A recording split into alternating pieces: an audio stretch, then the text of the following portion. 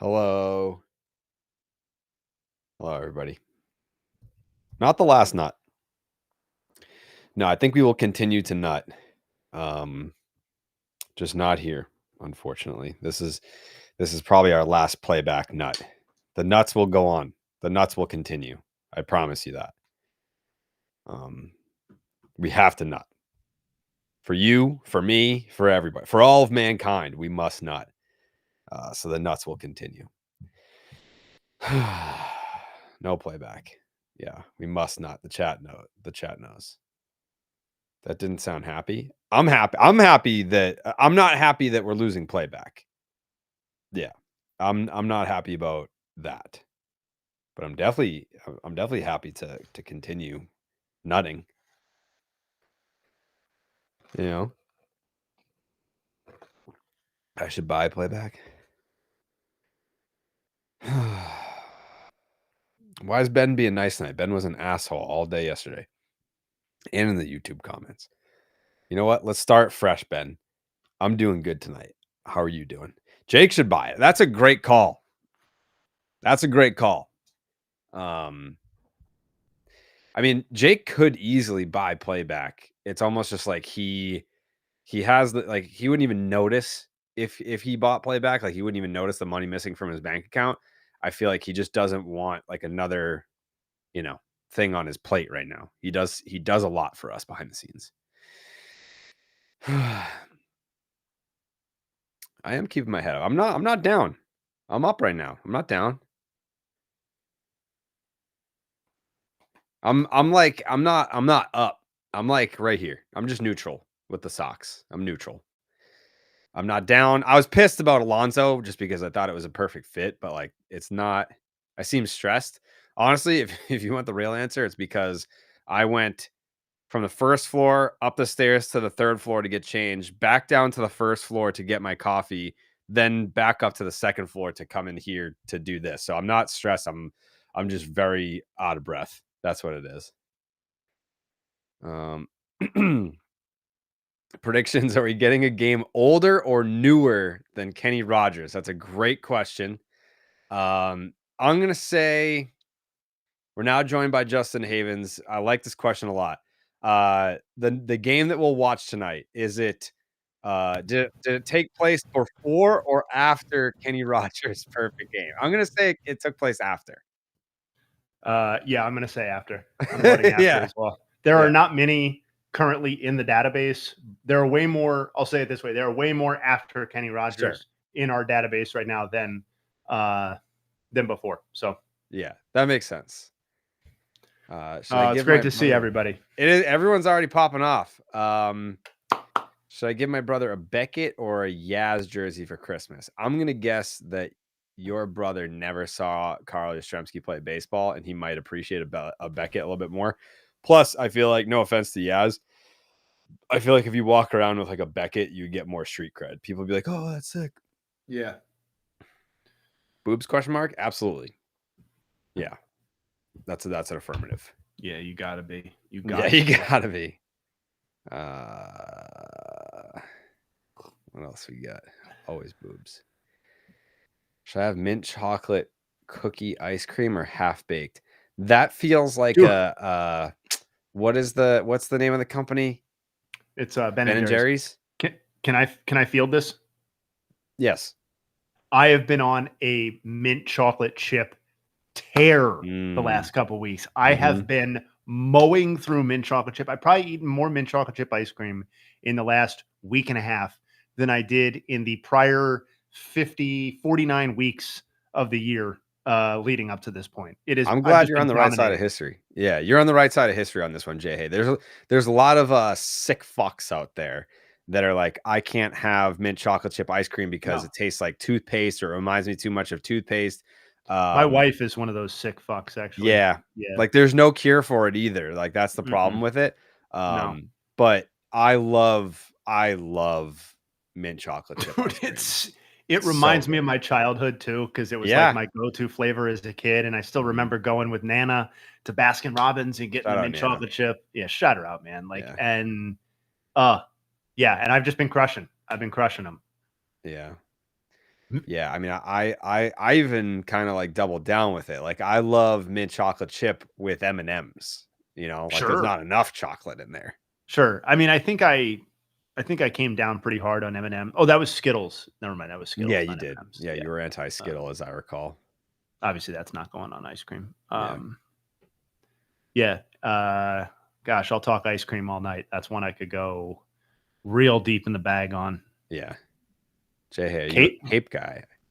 I have literally been there a handful of times, but I don't like own property on the Cape or anything like that. I thought you were gonna say I have literally lived there. I mean, Jay Hayes lived in No, like a bunch of random ass I places. have, but yeah, not the Cape. Where have you like lived? How many places have you lived? I grew up outside of Philadelphia, lived there for the first 14 years of my life, uninterrupted, same place, and then ended up going to 5 total high schools, two in Vegas, so 2 in Pennsylvania, 2 in Las Vegas. Lived in Vegas for only 8 months in high school, then moved to Illinois, then went to college in Illinois, then moved to Connecticut, and I've lived in like 3 or 4 different places in Connecticut. But yeah, it was most of the bopping around was when I was a kid. So when you were in the office in New York City, you were commuting from Connecticut? Yes, I lived in Norwalk, Connecticut at the time. What was that Yeah. commute? The train ride was like an hour and change, like hour 10, hour 5. And That's not then, terrible. no. And then it was, It's not whatever great, it but it's was, not terrible. 10, 15-minute walk to the office or whatever it was from Grand Central. Yeah, no, that was all right. And then when I was working in Major League Baseball, my commute became completely out of control. But yeah, no, I've never lived in New York City. Honestly, man, Yeah, like I don't feel badly about that. I just, yeah. I hate on my time like living in New York City, but like what an experience that was. It was just it was like living in an alternate universe. It Yeah. truly was. Oh, It, like if I'd gotten an opportunity to live there in my 20s, like I mean, you were in your 20s, right? yeah. At the time, yeah, that would have been a different story. But that's not where fate had me. And by the time Barstool came around, living in New York City was not the appeal for me. Yeah. Yeah. We're waiting on Dallas. I think he said he had like an HVAC guy at his house. Yeah. So we can kill time with the chat until Dallas gets here. But that New York City experience for me, I definitely missed home, but like when I could get over the missing home part, living in New York City was pretty fucking cool. Like you just had the whole world Yeah. like at your dispense, like right there. Yeah, I feel like, because the last time I was in New York City was the last time that I was in the Barstool office. So like it's almost like a moment in time is like just captured and preserved there, and I just left it. So if I were to just hop on a train and go back to New York City and be walking around like the area that I lived and where like the office is, I feel like I would be going back in time to a place that doesn't exist in my real world now. It's very strange. Yes. I feel that way about college. I went to the University of Illinois, and I have literally not stepped foot on campus in Champaign-Urbana since the summer following graduation. So for me, that's quite a long time at this point. And it's like if I were to walk back in there, I think it would be actually an unsettling experience. I don't want to. Yeah. I just want it to be that time and place. You know what I mean? And leave the memories alone. yeah, I don't want to see it be different. I don't want to walk in and make myself feel like I'm washed and old and that I don't need to be there. Just keep it as it is. So everybody has a different relationship with their college experience, but that's that's mine. Yeah. Hey fellas, I just wanted to share with you, I'm an adult with autism. Shout us out. While in high school, I was bullied out of sports, but listening to Section 10 and BID the last 2 years has given me the confidence that I need. I play men's league softball now, and I'll be trying out for a men's league baseball team this year. Let's go. You guys make a difference. Thank you. No, thank you. We didn't do shit. You did all that yourself.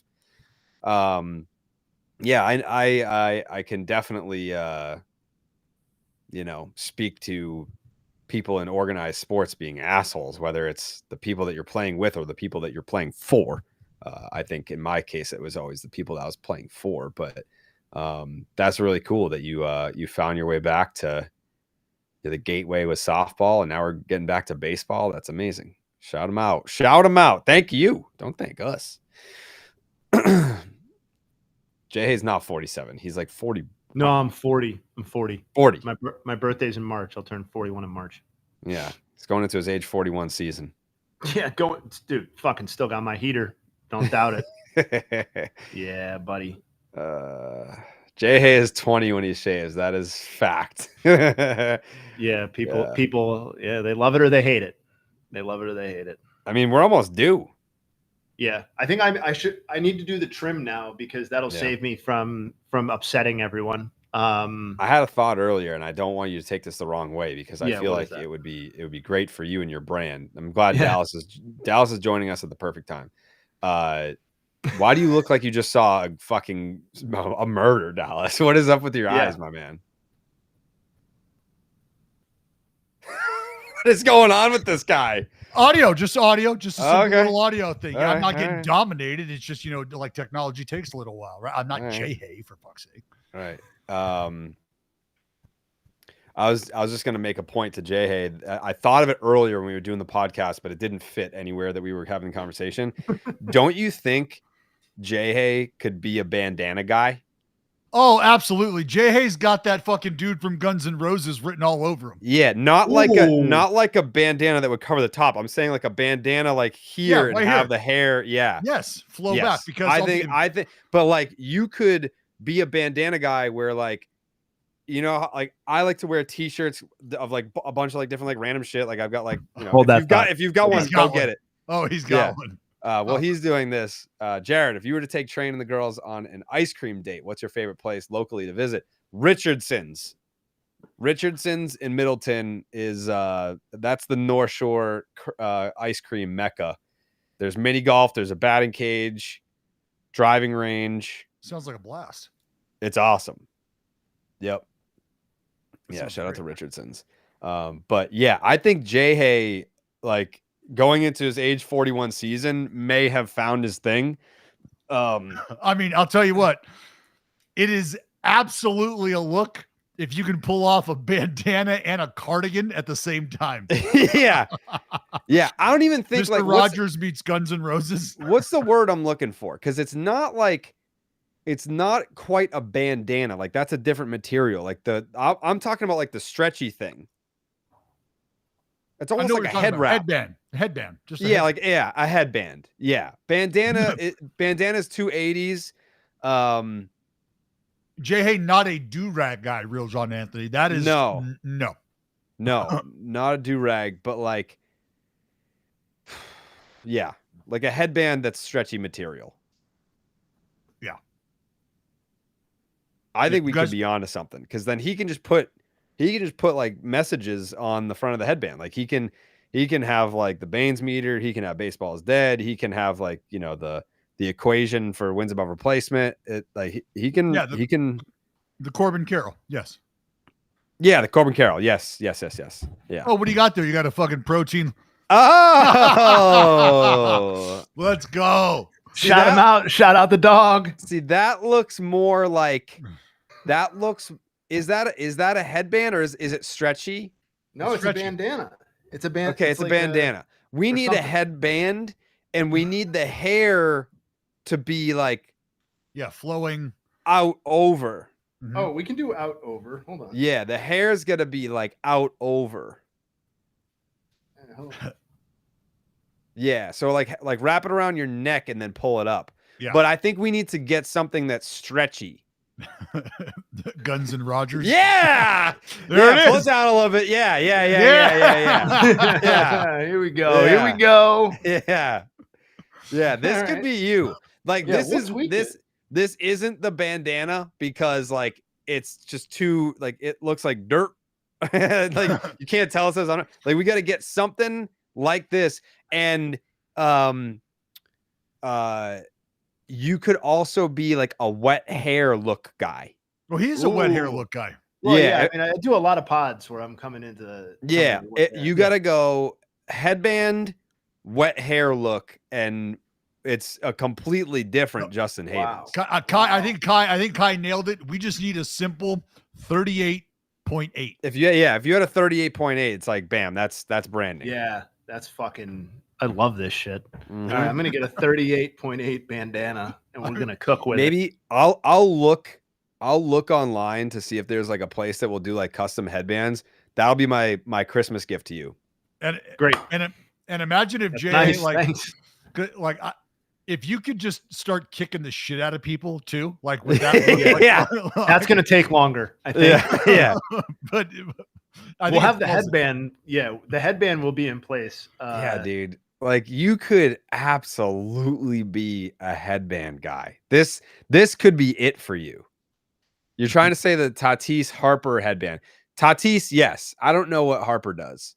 Same thing. Harper feels like it's bigger. Tatis is more what I'm talking about. Harp's got the fanatic.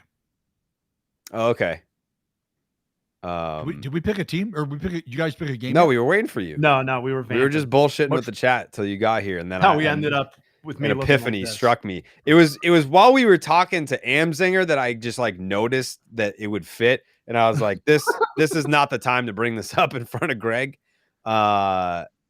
But this is the perfect opportunity. I love it. Yeah, I'm gonna get you junk bands. Okay, I'm gonna get you a custom 38.8 headband, and I think when it arrives, I just want you to pop on either the stream or the pod, be rocking it with the wet hair. Fuck yeah. Yeah. Guaranteed, dude. You know who you kind of look like? The brother from the older brother from the movie Don't Tell Mom the Babysitter's Dead. It's a great movie, by the way. I'm sure nobody in the chat has ever seen it. No. I have, but the older brother is not coming to me, and I need to pull up. He's the stoner. He's the I mean, so well, yeah, yeah. Oh, they do customs. Oh, customized. Oh, yeah, that is pretty good. That is pretty good, actually. Oh. This is gonna be fun. All right, maybe I'll even have Corey like design something that I can put on a custom headband for you. Yeah, and Joel, that's actually Adventures in Babysitting, the one you're talking about, the little girl that's a huge Thor fan.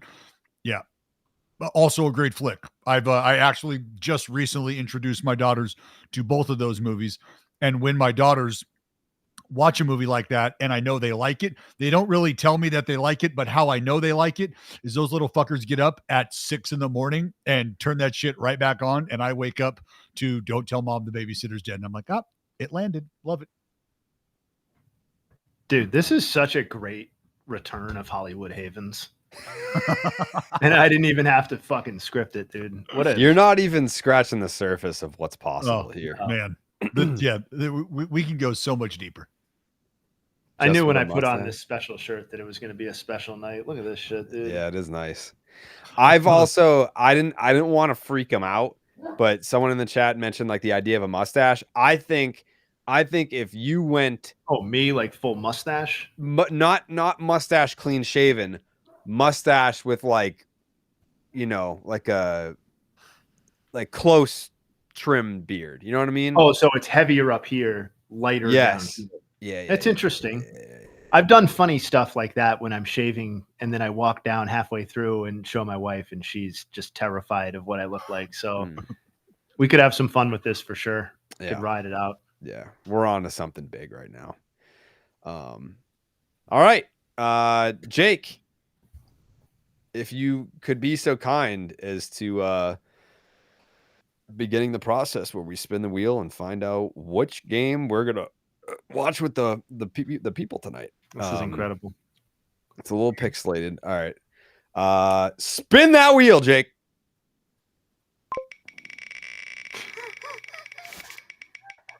We get another fucking perfect game. Postseason. No postseason games. All right. Okay. All right. I'm cooking. Reading. All right. I'm cooking with this one. Yeah. It's a playoff game. This is game 6 of 2011 in here, Jay? Yes. Ooh. Ooh, okay. All right, Jake. Let's spin that wheel. See what we got.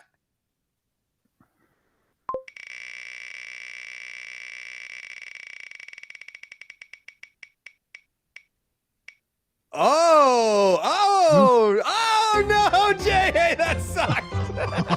Wait. Okay. All right. I thought it was 97.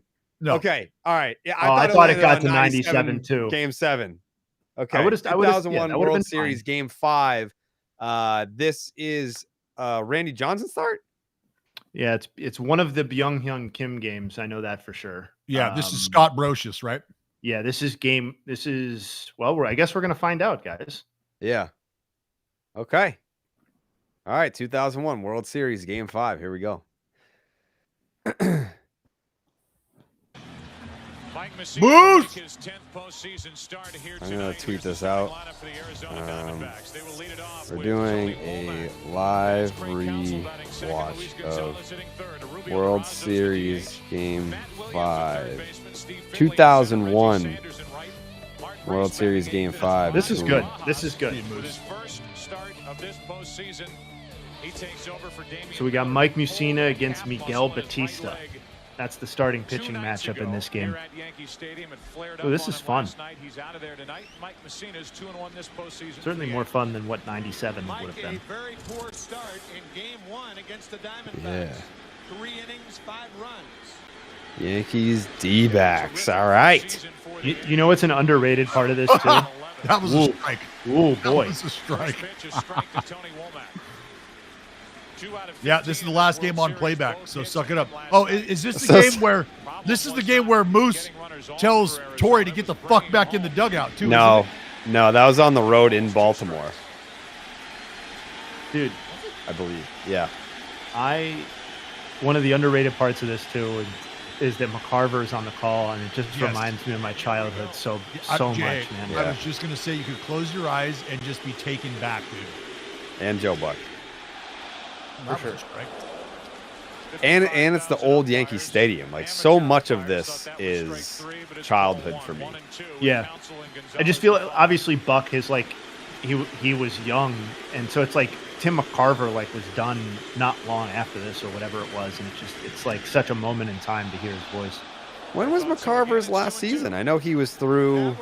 I have no. You can tell me anything. I don't even know. I feel like it was like 2008. No, I want to say he was on the call for the Red Sox third World Series. I'll tell you. Tim McCarver's last World Series. Yeah, it was 20. His last one was 2013. Yeah, because I have like a YouTube channel that I use just to rip clips, and I'm pretty sure I ripped an interview of McCarver interviewing Pedroia on the field before one of the games, so I know he was there for that one. I didn't realize it was his last though. Into right field, O'Neal coming to get it. Hey, Paulie. See, if I were a Yankee fan watching this, and I lived it, if I was of age where I could recall this World Series, this would piss me off. Not because they lost the World Series, but my thought process would be, this is when we had, this is when we were the Yankees. It doesn't feel like we're the these were Yankees. This is the Yankees. The ghosts, the history. Yeah. I mean, you got fucking Moose, the hired gun. You have the Yankees. You went out and got guys, and then even the guys that weren't guys when you acquired them, when they put on the pinstripes, they became they had the pinstripes had aura during this time. This was back when you could actually earn the pinstripes. Yeah. When you could become a Yankee. Now they just give them out to piss boys like Garrett Cole. That's one way of looking at it. I mean, has he earned his pinstripes? I mean, I just don't know that he's a piss boy. I mean, he's a piss boy. How many rings does he have? It's pretty fun good. That's all right. How many rings does he have? By the way, we have the same with him in a Yankee uniform. One ball, one strike. What did you say, Jay? I was going to say, sorry, I didn't mean to cut Dallas off, but this is current Cubs manager Craig Counsell plate. Yeah. I've blown this guy's horn since he showed up. Right. We're not even a fucking inning into this, and I'm. How's your protein latte, chump? Good. It's good. Are you saying that you picked him for manager of the year or something? Is that what you're? Is that what you're trying to say, Del? Who, Craig Counsell? Yeah, I mean that's obviously. At least that's what I thought you were getting at. No, Jay said that. He's I think I picked him at one point. Yeah, I think I did too. Yeah. Yep. I love Mike Mussina. I hated that he became a Yankee, but I couldn't hate him as a Yankee. Stay there. That's one of my just favorite fucking. I love it. I'm hammering these now. It's a good example of how insane the fucking Hall of Fame voting became at one point. Like, just like, did Mike Mussina, how many fucking chances did it take? Yeah, he got in on his 6th chance. What are we doing? Yeah. 93, little ASR there, little arm side run. I think they maybe hold it against him that he was never the ace, but he pitched like one. He would be an ace on most other teams, but he was never Pettit. He was never Clemens. No, and he was the ace of the Orioles. That he just like that just wasn't. Yeah. So now it's Gonzalez. Yeah, man, I fucking love Moose. I saw Mike Mussina pitch in 2000, and this is when I became a diehard Cal Ripken Jr. fan. So I was in 6th grade, and we had field day, which is like all like the classes compete against each other in a bunch of different like sports and stuff and competitions. And my dad was like, you can do field day, or we can skip field day and road trip to Baltimore and check out Camden. And I was like, fuck yeah. The Red Sox weren't even playing. We went to see the Orioles play the Yankees, and Ripken hit a homer, Moose pitched, and I was like, I fucking love this guy. Like, just walking around Baltimore in that year, and Cal was everywhere. Like, you know how like you go to ballparks now and like they'll have like the banners of every single player on the fucking roster hanging on like the concourse and everything? It was just Cal. It was like I had only ever been to Fenway, and I went there and I was like, oh fuck, like this guy is a god here. And then started, autism kicks in, started researching everything about him, did book reports on him for school, like read a bunch of books, started collecting all of his baseball cards. Like, you mentioned the binders and everything. We talked about that with Amzinger today. That interview comes out tomorrow. I have a binder of like hundreds of Cal Ripken Jr. cards. And that's where it started, was going to see Moose pitch for the Orioles in Baltimore. In 2000. Yeah, I would have been, 11? Miggy Bats. Batista had 60 walks this year in 140 innings. Jared, if you would be sad over Judge never getting a ring, what do you think about Mussina never getting one? I don't think I would be sad. I think it would feel like empty. It would be like, that doesn't feel right. But yeah, Moose had an awesome career. Like, dude was a baller in the regular season. Dude was a baller in the playoffs. He looked the part, had the mound presence. I was just gonna bring that up when they showed him, like, just every time they are gonna show him throughout this game, it's the same scowl. It's the same fuck you. Like, I am, oh my God, I am just, like, you can almost see him going through it, but it's just, there's just an air, man. There is a presence. Yeah. And it was consistent. It was the same every time. Like he never looked rattled. Honestly, I don't remember Mike Mussina ever getting his shit rocked. Like his worst outing would be like 3 earned runs, 4 earned runs, whatever. Like I can't remember a blow up start from Mike Mussina. Someone that like Manny owned him. If you go back and watch like Manny's career, like home run highlights, there's a lot of moose in there, but in none of those games is it like, oh, it's fucking 8-0 Red Sox. It's like, all right, now it's 3-1 Red Sox. You never let the game get away from you. A guy who came up with Pittsburgh as a Rule 5 acquisition in '92. Was up with the Marlins in '96, went to the Cubs in '97, Montreal '98, '99, half in 2000. Then on to Kansas City. And this was his first Is there any Sox news in the scoop shop at all? No, not today. The Ketel Marte stuff is so conflicting that I'm just not giving it any attention. Like, there's stuff where it's like, don't get your hopes up, it's definitely not happening. And then there's people that are like, I heard that it was a done deal. And, like, that's what happened with Alonso. We had people being like, he's coming to Boston. And then other people are like, he's definitely not coming to Boston. And he didn't. And the same thing's happening with Marte. So I'm not getting my hopes up. Is it not a good distraction from the fact that you've done nothing? That's not true. They traded for Sonny Gray. That's more than the fucking stupid-ass A's have done. I mean, when I say nothing, what have you guys done? The A's acquired a fucking virtual reality ballpark. That's sick. Mark Leiter Jr. Yeah, book it. Yeah. Yeah.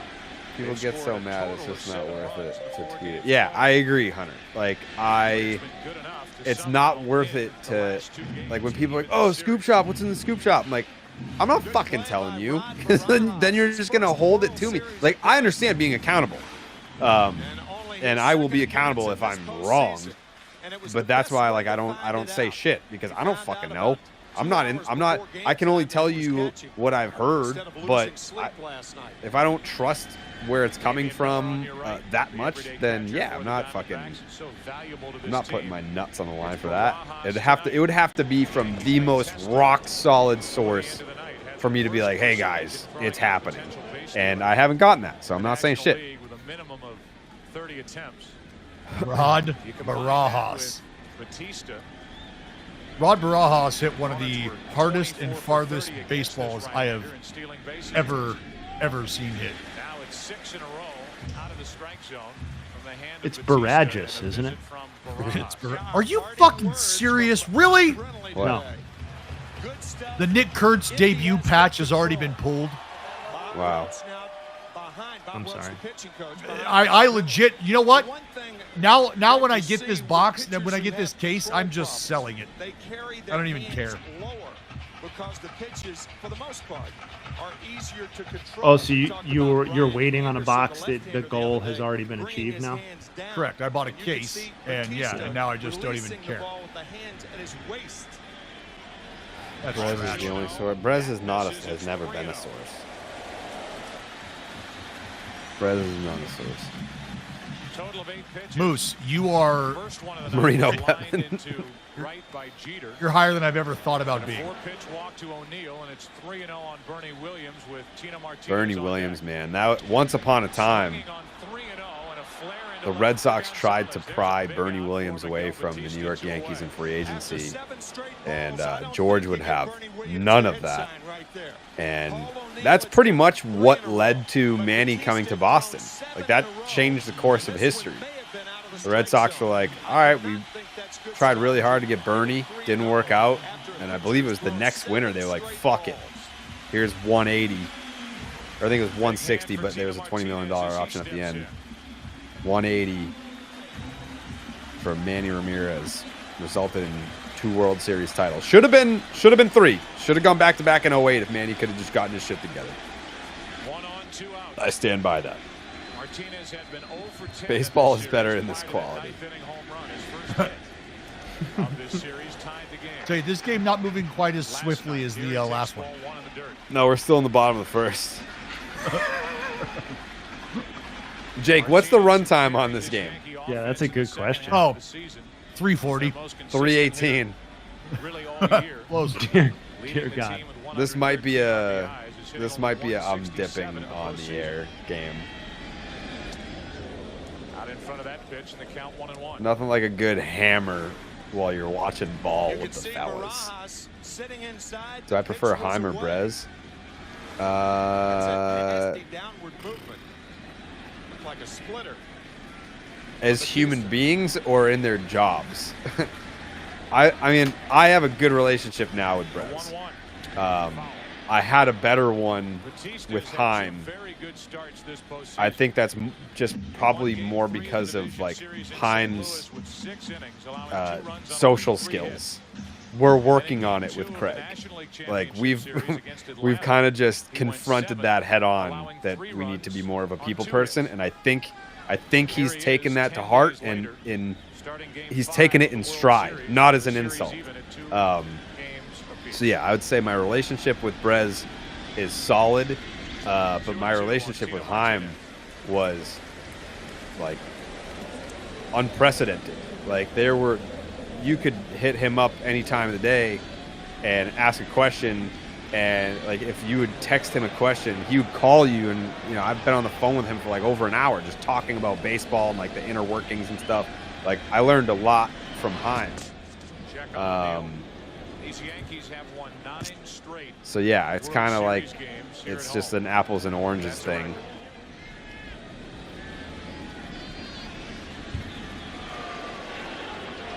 Winning 2-1 in Game 3 and last night 4-3. Someone just tweeted me and said, "You're watching a baseball game from 2001. I guess we know where you got the pronoun unfuckable. For fuck's sake, dude, get a life."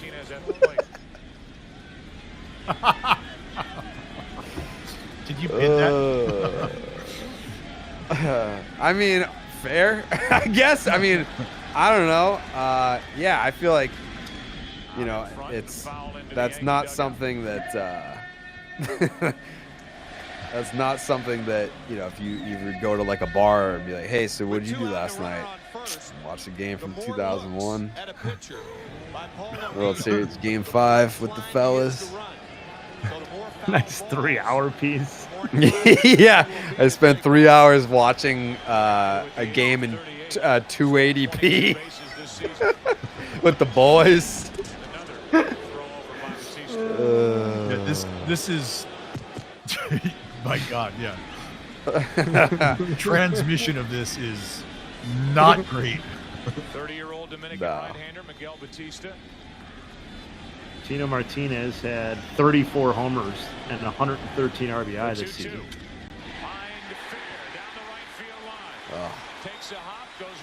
I get so much PTSD from hearing the roar of the crowd in the old Yankee Stadium. There's nothing more intimidating to me.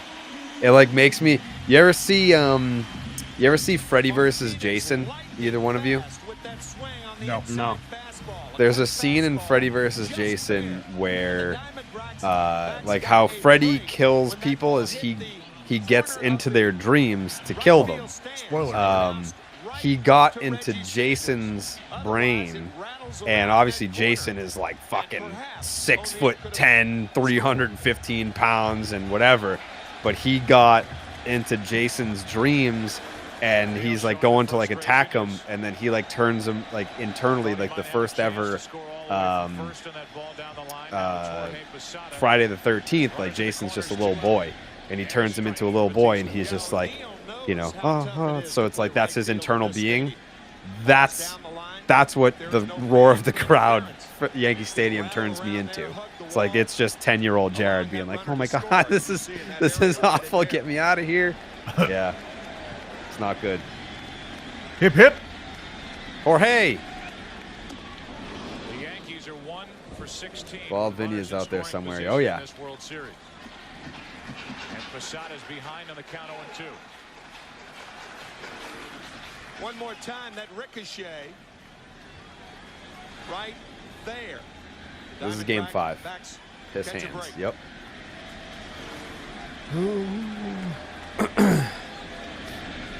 Mussina strikes out in the first inning is over. Bautista on 10 days rest gets around. Bro, I told my wife and grandma the story that Cody Ponce told us today. Yeah. And both of them were like welling up as I was telling them. I can't wait for them to hear it from his mouth. It was a great story. It was I can't recall like a story that we could put above that in terms of like interviews that we've done. No, that was incredible. And takes it high, ball one. Lack of the designated hitter in Phoenix. Bob Brumley playing Mark Grace. Durazo getting a chance with the designated I bang this dude. Interesting to see what Bob Brumley does in games 6 and 7. It was a test. I was making sure it worked. It's a soundboard test. Yeah, I thought that something got detached. Is this the Is this the first? This is the first game. This is the first World Series game, obviously. Played in November. That was the Jeter home run. Or no, excuse me. This is the first World Series played in November.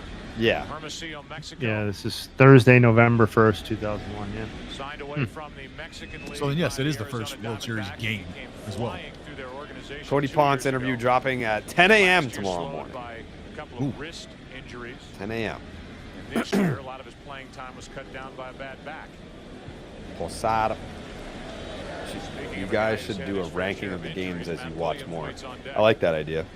Yep. I've got Kenny Rogers probably up there at number 1 right now. I don't remember what happens in this game, so I don't know.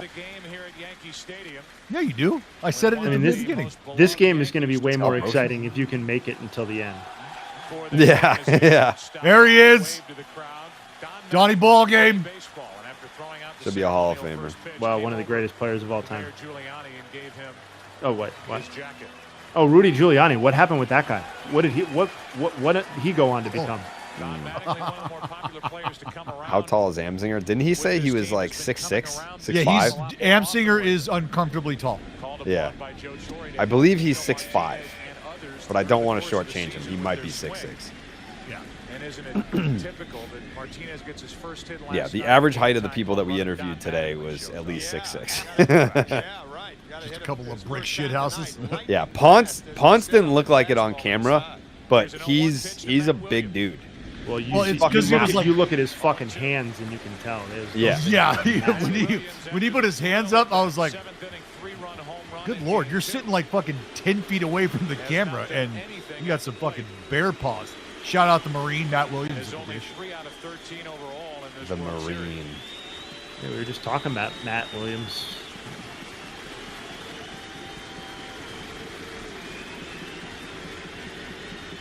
Here's an 0-2.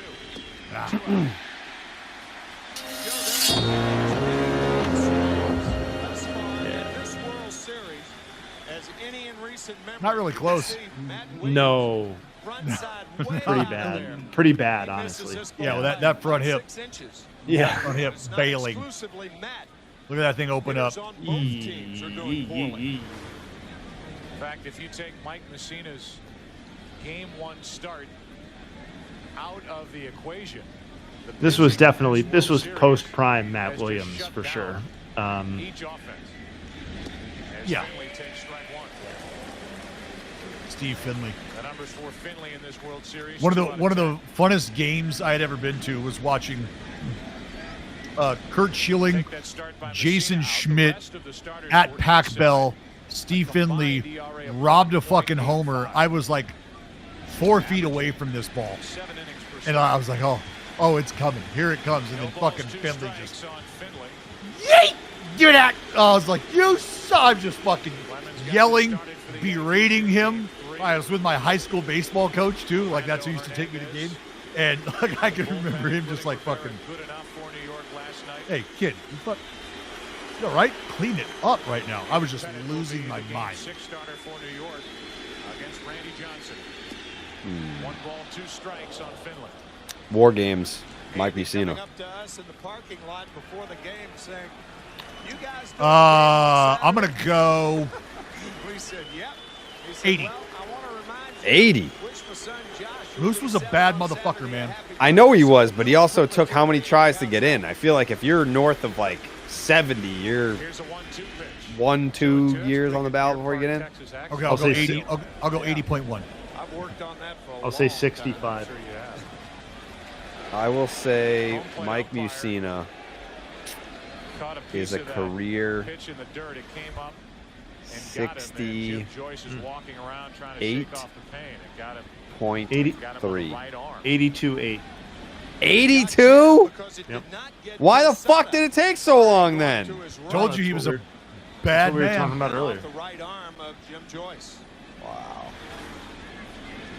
Joyce is joined by Dallas, do you have any relationship with Jim Joyce? Steve Ripley at second, Mark Hirschbeck at third. No, like I mean we've talked multiple times, but not You've like, exchanged pleasantries.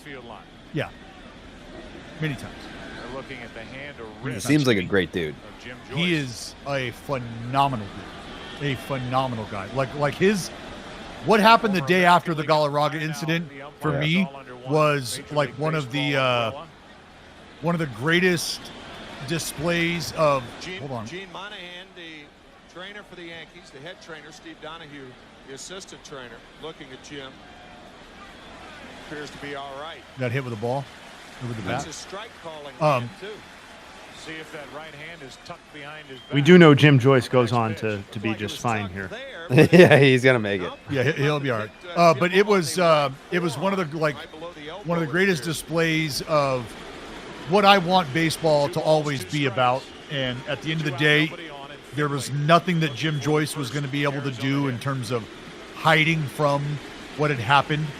The night before, and Galarraga to be able to go up there and exchange the lineup card, and Jim Joyce like brought to tears. Like it was an awesome moment to watch. It was an awesome moment just to see and to feel. Because I feel, I don't know that I've felt worse for two people at the same time for really the same reason. Another 2-2. And Jim Joyce is thankful that Yeah, Mussina got his body in front of that. It's 3-2. Yeah, the Diamondbacks will I was gonna be say like flying I to Phoenix think it's a tonight, shame arriving that he'll about be 5 most a.m. known The for that, Yankees will but not travel until I think if you're tomorrow. an in the weeds baseball fan, then you know that he was Sleep in their own beds, pretty says damn Joe good at Torre. his job, and he was never like an Angel Hernandez. He was never a what's that other asshole's name that I hate? Laz Diaz. Yep. And then there's another one. And he's got one of the greatest all-time strike calls as well. Yeah, Yeah. like, fuck yeah! Fire CB me the fuck Buckner, up. CB Buckner sucks, but I've heard he's the nicest guy. Super nice. Yeah. Laz It's is not- the same way. Laz is the same way. Like, oddly enough, when I see Laz at the yard, he'll fucking hug me. He'll be hugged. Yeah, he cost me a ring. Who am I thinking of? He was a piece of shit, this guy. Ooh, and he was bad? Yes. Are you Like, talking about, notoriously. Was he are you talking Angel? not Angel, not CB? Was he the dude that Carl Everett bumped?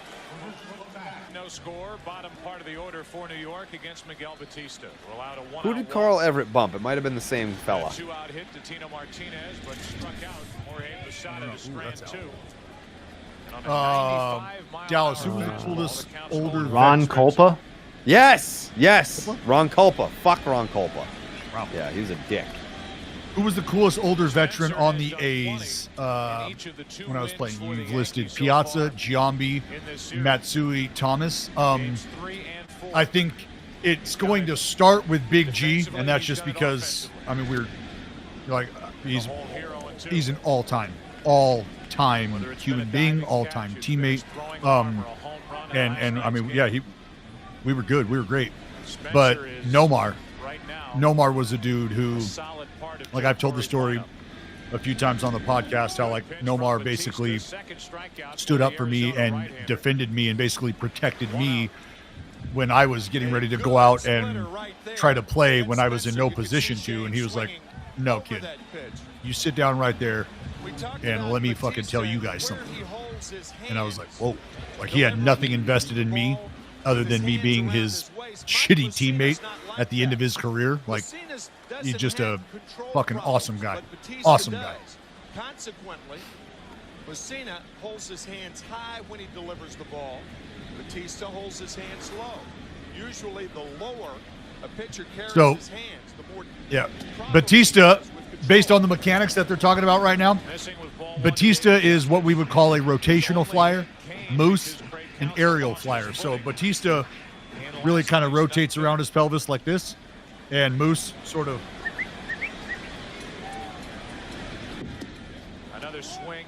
Who was the guy who power tripped and started ejecting Rangers in the first inning a few years back? Was that Culpa?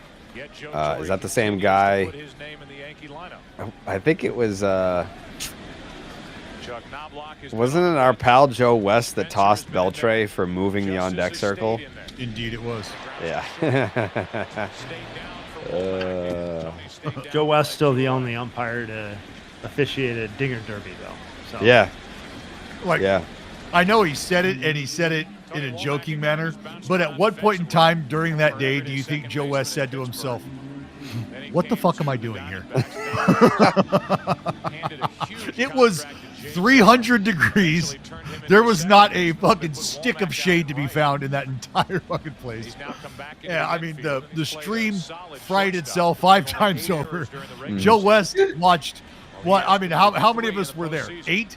He watched 12 of us almost pass out. He watched J.A. take 3 rounds of BP by himself out of the fucking in the middle of the field. Just an absolute sideshow. Watching some dudes hit 0 home runs. Yeah. Like, this dude is calling World Series games, All-Star games, perfect games, no-hitter, like just monumental shit. And he's like, I am in Texas at a softball complex at 9 in the morning. It's 186 degrees. None of these fucking guys are, like, combined, I don't know that they can hit a ball over the fence they have set up. What am I doing here? Why am I here? He loves ball. He loves ball. Hot. It was like the hottest day of all time. Of all time. Milliken took one swing and Joe West wanted to leave. Oh my gosh.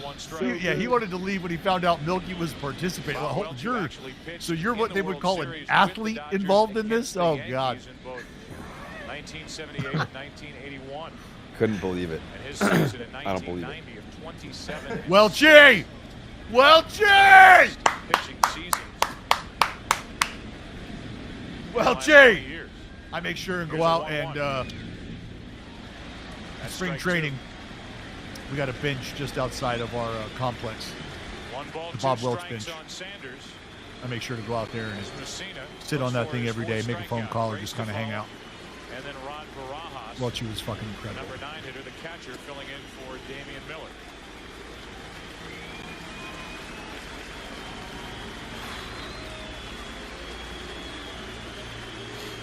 Wow. Get in the fucking box!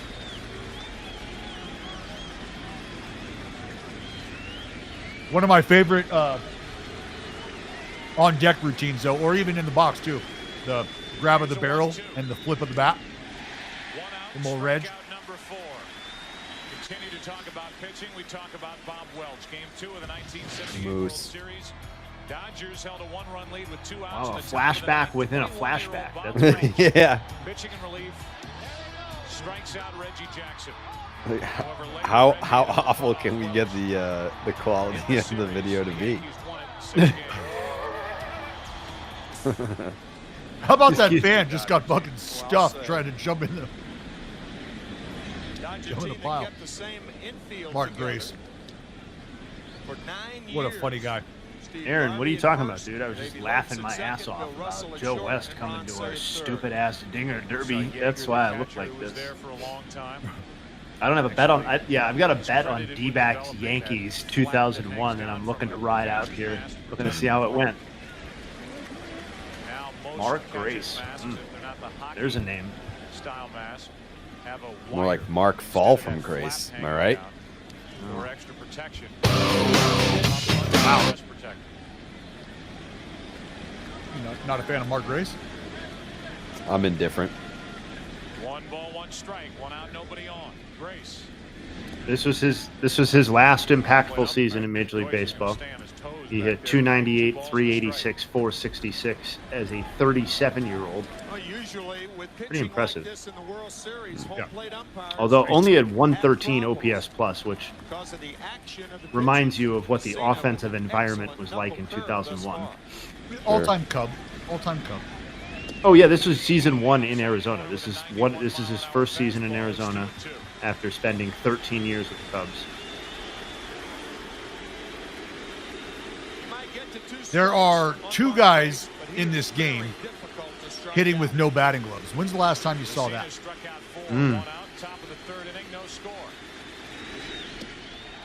Just inside for ball 3. Do you guys wear gloves in the winter? Are you guys gloves people when you go outside?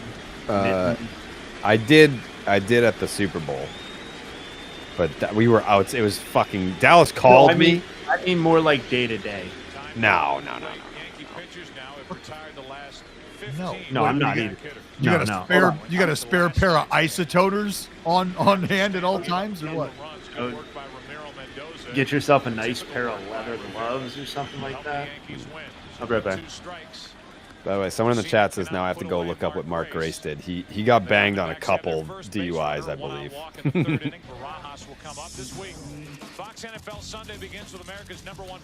It happens. It shouldn't, but it does. Will take on the Packers in an NFC Central battle. Brett Favre's Packers against Warren Sapp's Buccaneers. Warren Sapp and John Lynch. Minnesota Vikings this past weekend taking on Green Bay. Game 5 World Series. Panini. Welcome in. Eagles and the Cardinals are Game 5 of the 2001 World Series between the New York Yankees, the back-to-back World Series champion New York Yankees, and the Arizona Diamondbacks. Guy who hit only 160. Yeah, I also wear gloves outside if I'm a Hall of Fame running back visiting my girlfriend.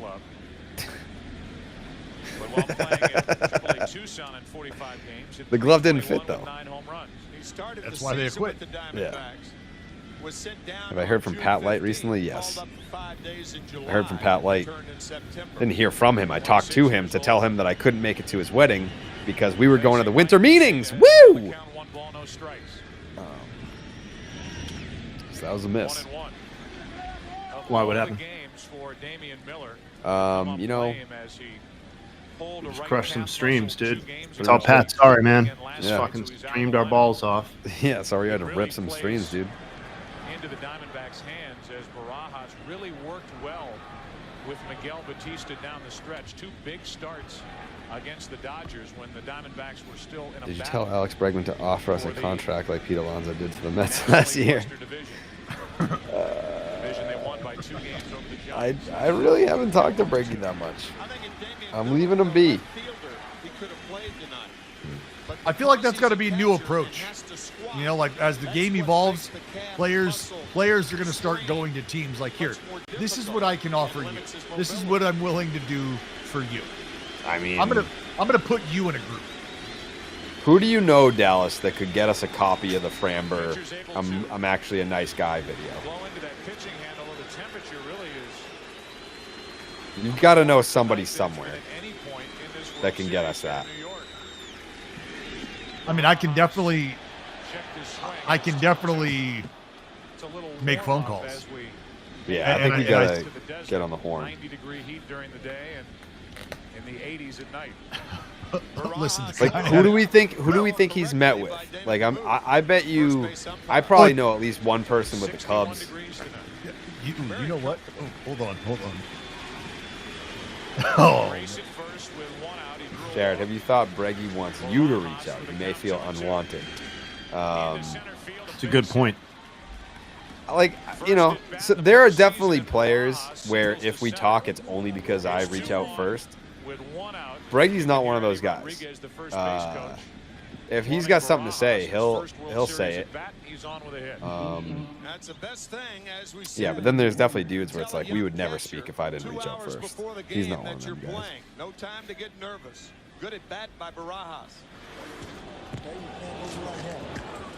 Why can't I move my right hand? Barajas looks like John Franco.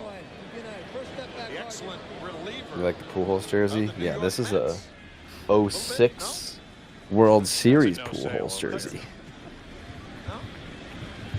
2 on, 1 out. Womack pops it into left field, and Spencer back to get it.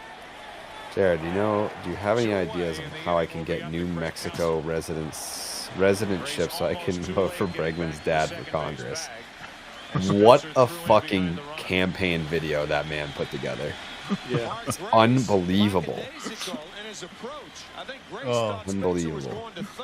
He was incredible. Remember when we met him for the first time? Oh my God. I'm Bregman's daddy. Daddy. I'm Bregman's daddy. Yes, you are. he came up to us. He like basically if you could humanize Yosemite Sam and then make him 6'5", that's him. Like he had a fucking cowboy hat on, the handlebar mustache, cigar in his mouth, and he came up and he's like, "Do you know who I am?" And I was like, "No, sir, I do not." He's like, "I'm Bregman's daddy." And it wasn't. It was just like a. You know who I am? I'm Bregman's daddy. Holy shit. No, you're not. You're fucking John Wayne. Yeah. Yeah. He was, what a presence. What a guy. Because Mark Grace is not a fast runner, so he has to cheat somewhere. Long-time listener, first-time commentator. Just want to say I've truly enjoyed experiencing baseball alongside y'all the past 5+ years and appreciate the work you guys have put in. Keep up the great work. Thank you, Jaden. We appreciate you very much. Much love. Yeah, we appreciate all you guys. Look at this batting stance, man. I don't know how the fuck he made contact with the baseball at all. Never mind at a level that he did. Where was Steve for the podcast? There was like some underdog social media team retreat that was mandatory. Hey, I'm gonna need what Jay Hayden just did clipped off, please. Somebody clip that off. Just giving that latte a rim job. Oh yeah, I did do that. I forgot I'm on camera. Yeah, don't clip that off. I forgot I'm on camera. He just said. Oh my God. If he'd have licked it any deeper, he'd be tasting the bean itself. No, where'd he go? He left. May be surprising the Yankees so far, but he's not surprising his manager Bob. Soriano's swinging a damn telephone pole. Mark Grace was that dude said, "Oh, there's no testing after retirement. Let me try every steroid that's out there." He's very comfortable pitching. I don't know what happened. We're talking Alfonso Soriano, how the second he retired, he put on 85 pounds of muscle. Be okay to pitch this big game against the Dodgers. He says, "Skipper, and sit back and enjoy the show." Well, he is on a big stage here. Oh damn, Diddy bumping in Yankee Stadium. That's pretty sus. Yeah. Do we think Jeter ever hit up a Diddy party? Yes. You would have to think so. Marcus Stroman was wearing a Diddy t-shirt like last year. That's a bad look. Yeah, he was like on some, I don't know, like baseball TV show, just wearing a Diddy t-shirt. Last year was far enough in the game to have popped off, I think. Yeah. Oof.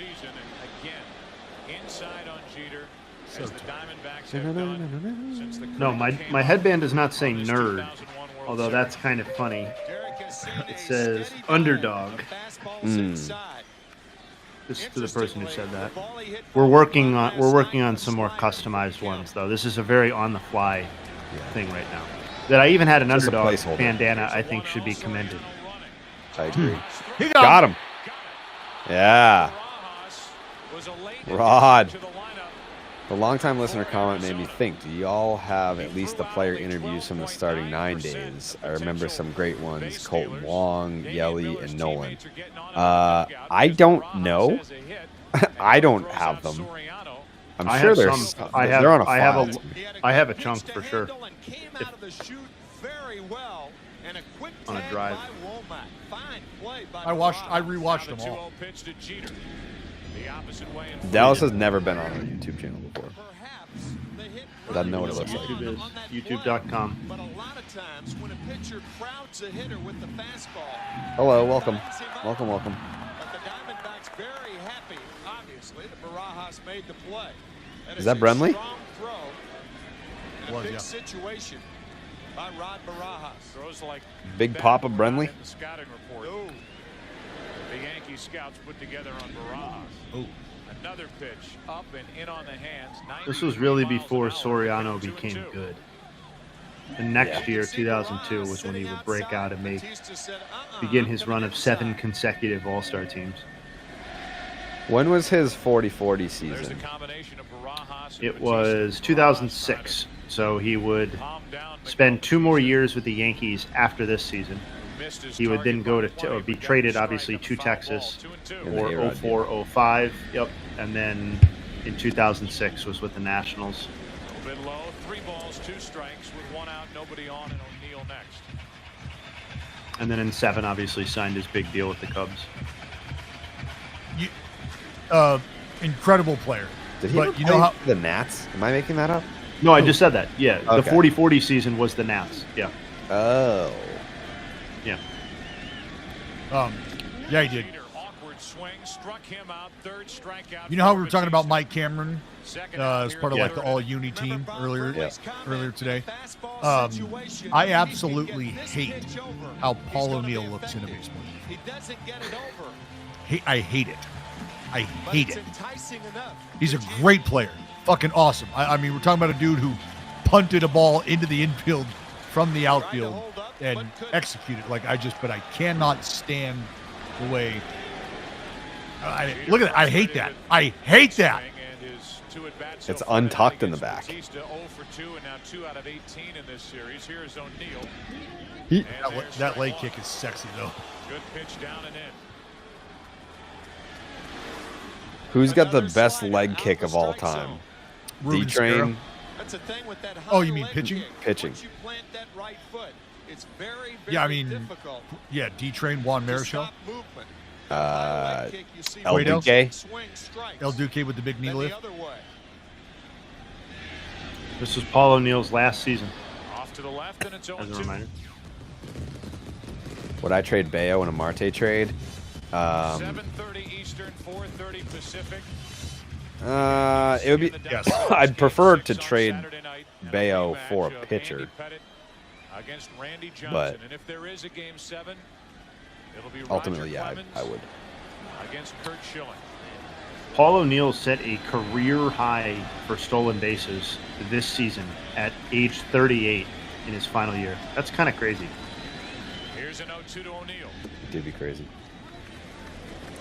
Oh, Arroyo. Forgot Arroyo. Duh. On The deck look. is Bernie Williams. O'Neill walked his You know what, first time fellas? up. How much time do we have left in this game? 2 hours? We at the 2-hour mark? Think back Probably to that about- first inning Probably Two and a about half. 3 and change.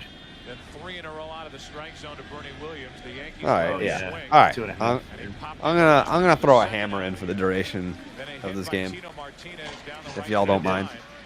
I don't Set care. at first and third, but Posada struck out. And that 3-0 pitch to Bernie Williams could have been a ball. We said it at the time. In our view, that was not the time for Bernie Williams to be swinging 3-0.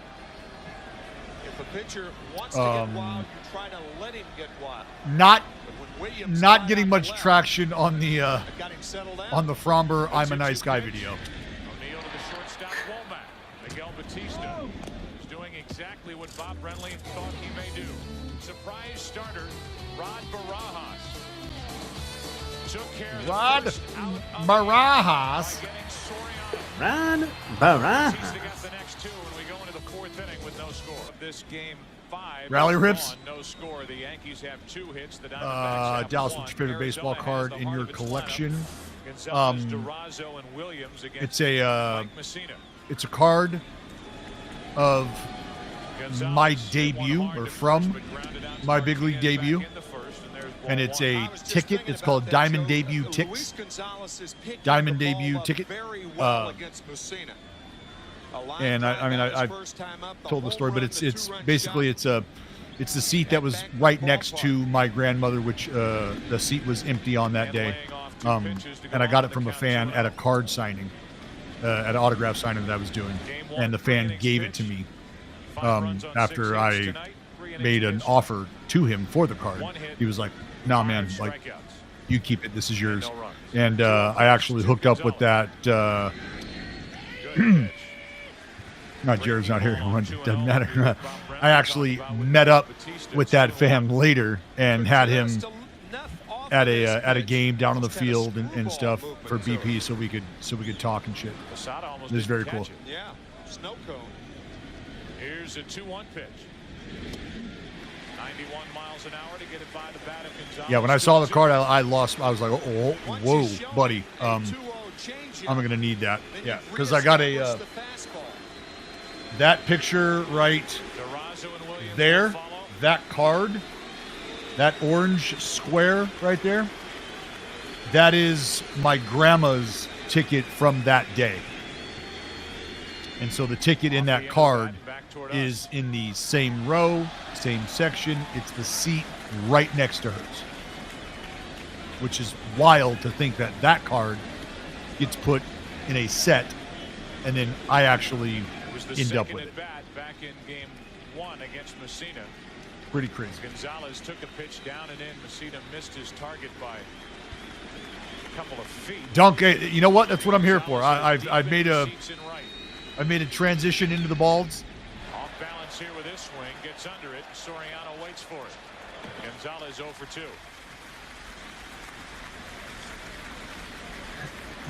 Doing everything I can. I mean, I'm competing with Jay, who's just throwing together the Guns N' Roses look on a whim and killing it. Don't get into your 23-year-old bald here. Nothing but love, baby. Nothing but love. It's our time to shine, literally. His father said, "Son, I don't mean to discourage you, but 10,000 other children have said that." The next year, his father couldn't play catch with him anymore. He threw too hard. And later, he graduated from Stanford in 3.5 years with a degree in economics, so at least he was backed up in case this didn't work out. Ball 1 in the dirt to a Rubio. Lonzo, no, that doesn't exist. That doesn't exist. And just between us girls here watching, that's something that has to happen between my grandmother and I first before I feel like I can, like, even like publicly, emotionally get through that game. I'm not going to lie to you and tell you that I would be able to, because I frankly don't think I would. I mean, I almost lost my shit today listening to Cody Ponce tell a very emotional story. So, I mean, that's just kind of is what it is. Same team, different time for each pitcher on that 1990 Rochester Red Wing team. We talked about Schilling when he was pitching in game 1 back in Arizona. Yeah, unless you just want to see me fucking cry for 2 hours. Schilling at that point did not take his career seriously enough. Card collection from my dad and then my brother, and when I were kids. Now we're in our 20s with all the cards combined, but there's a gap from 10 to 20 where we just did not collect cards. How do I fill that gap in my collection? One of the things you can do, and I know it's kind of a grind, and I mean, eBay is just, it is what it is, but you can, I think, quite easily, if you have, whether it's sets that you're looking for or personals, like guys that you PC personally collect, you can absolutely type in those cards, type in the set, and I think you'll be happy with the results. Like you're not going to come away empty-handed. And then I think if you start to look through some forums, which is what I had to do when I was in pursuit of my T206 Charlie Robertson Caramel, like I was getting laughed out of these forums. Like, buddy, you're never fucking finding that card. And I was like, oh, well, great. Appreciate that. But then eventually, because I had done so much searching, that, like my pursuit made it into the right forum, and I had people reach out and were like, yo, I got you. What do you need? And I was like, that card. What do you need from me? And we made it happen. I went from like struggling to never find it to I now have 3 of them. Strikes out, 2 gone, 6 strikeouts for Mussina.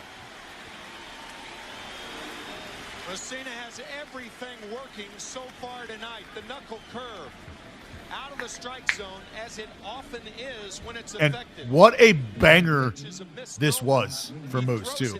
Oh yeah. This is absolute banger. Yeah, it's a big dick start right here. With one fingertip and the regular knuckle curve. That's what that pitch was, thrown with 2 fingertips. Love that, Alex. Love that. Here's Matt Williams, struck out his first time. That player appreciates that more than you know. I'm sure he conveyed that to you, but that's a big league move on your part, brother. Realize how strong the fingers have to be to pitch like Mussina does. He's been doing it for a long time, since a teenager. I mean, we'll get to it eventually, but this is a great example of a game where there's probably no question who was the more dominant starter, but oh fuck, only one guy was able to avoid the long ball. So far tonight. Hand shot, a little liner to Scott Brocious. No doubt that Mike Mussina is on tonight. Yeah, I'm watching the game. That's what that is one of the things I'm here to do, is to watch the ball game. And I'm also trying to pull up. I'm not trying to drown everybody in stats, but I'm trying to take a look at some of these guys and see where we're at in their careers, because I don't really remember all of these guys, like where exactly it was in their careers. Like I know this was roughly the back end of Bernie Williams' prime, but like where exactly was it? That sort of stuff. I mean, Bernie Williams is hooked up for 50 innings, and Batista had an ERA of probably as good as you can get without really generating any serious Hall of Fame juice.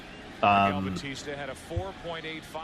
I don't know that it needs to be relitigated. Like, people probably have it right that he's ultimately a Hall of Very Good guy, but like never even pulled it above 10%, fell off after 2 times on the ballot, I believe. But some of these, like, never a legendary season, but goddamn, man, like consistent. Yeah, 94 to 2002, which is obviously 9 seasons worth of baseball. His average year was 300, 400, 500, like in terms of triple slash. Like that's 26 homers, 14, 15 stolen bases a season. I'm just super consistent. Like that's big league. That is big league. Yeah. He just didn't provide much outside of those 9 seasons, because he was basically done as an effective player by age 33. That was his last real season, and he didn't really establish himself as a guy until he was in his mid-20s. Like arguably late 20s. Well, you're probably looking at it right now, so you can't play War Games. Jared, Bernie Williams. Bernie Williams to go for the slider. 51.2. Bernie not biting. Here's Tino Martinez. 46.7. Oh, you guys basically split the difference. 49-6. Ball that hit off the rail. 49-6. Yeah, and he was damn good. He is like, you know, that like the Hall of Very Good account that's been popping off. Like, yeah, Bernie Williams is one of those guys where it's like, yeah, like he's someone that he deserves the respect of not being a one and done on the Hall of Fame ballot, but not a Hall of Famer. Yeah, were you not here? Did you just sit back down? He just said it. Oh, 'cause I had Baseball Reference up, so I didn't see when you sat down and when you didn't. That's like verbatim what Dallas and I were just talking about. Like, What, Hall very good? yeah, Hall of very good. Like, I brought up the number of times he was on the ballot. Yeah, we're on the same page. Yeah. Like he was one of the dudes, honestly, that I was like, fuck, man, why'd you retire? I want to face you. Yeah. I mean, he would have just slapped my shit right back up the middle with ease, no problem. But like, I like, you know, He would have shot it over the shortstop's head. I wanted to face him. Thank you, Adam. You don't have to do that. That'll pay for that fucking horseshoe you got in your mouth right now. Yeah. How, like, even as a Red Sox fan, how could I ever hate Bernie Williams?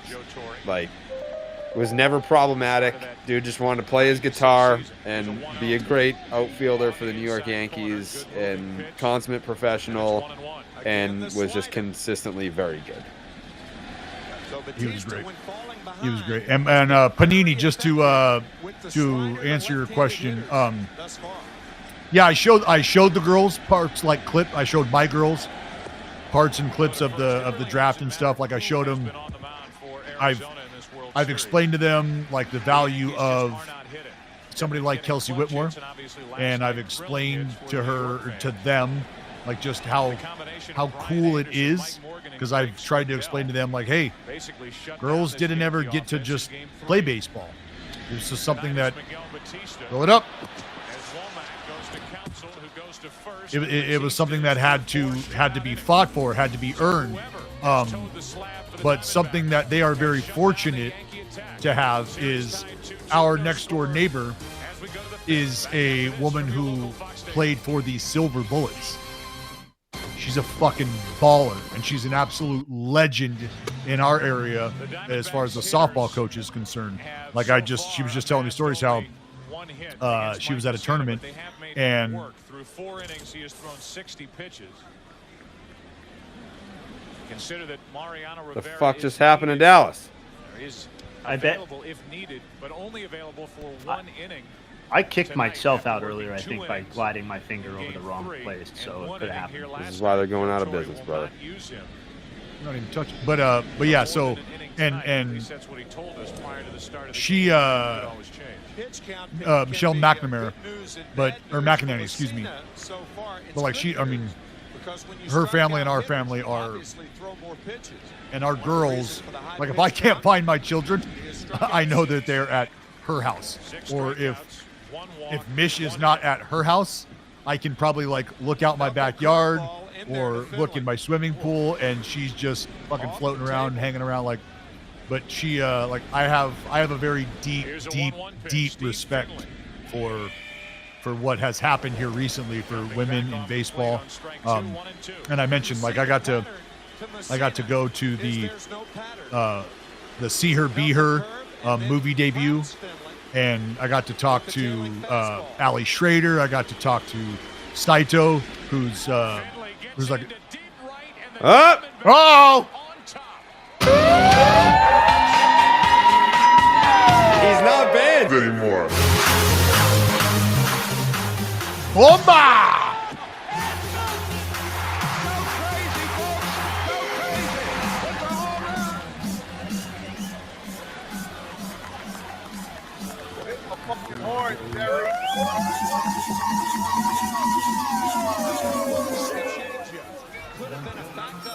Finley!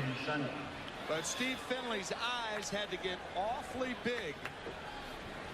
That was Finley's first homer of the entire postseason that year. He had. That was in his 50th plate appearance of the postseason that year. He had his first homer. Said, Jorge, I'll handle this one. Mussina gave up 20 home runs. Someone, I think it was Jared in the chat, asked what we thought of the A-Rod doc. I'm gonna go on a limb and say Dallas hasn't seen it. I don't know if Jay has seen it. I have not yet. No. Do you want to see it? Yes. Nope. I can send you the screener. Yeah, I would watch if you wouldn't mind. Yeah, I got you. Mostly just so we can chit-chat. Yeah. Do you want it, Dallas? No, I think I'm good with that. No, that shit's tired. Could have been a knuckle curve. Whatever We don't it even was, need it's Dallas in to the be here. I middle just of know the what he's plate. going to say to everything. I can just be Dallas. It's all good, Here bro. comes a 1-1 pitch to Reggie Sanders. On the inside corner, 1-2.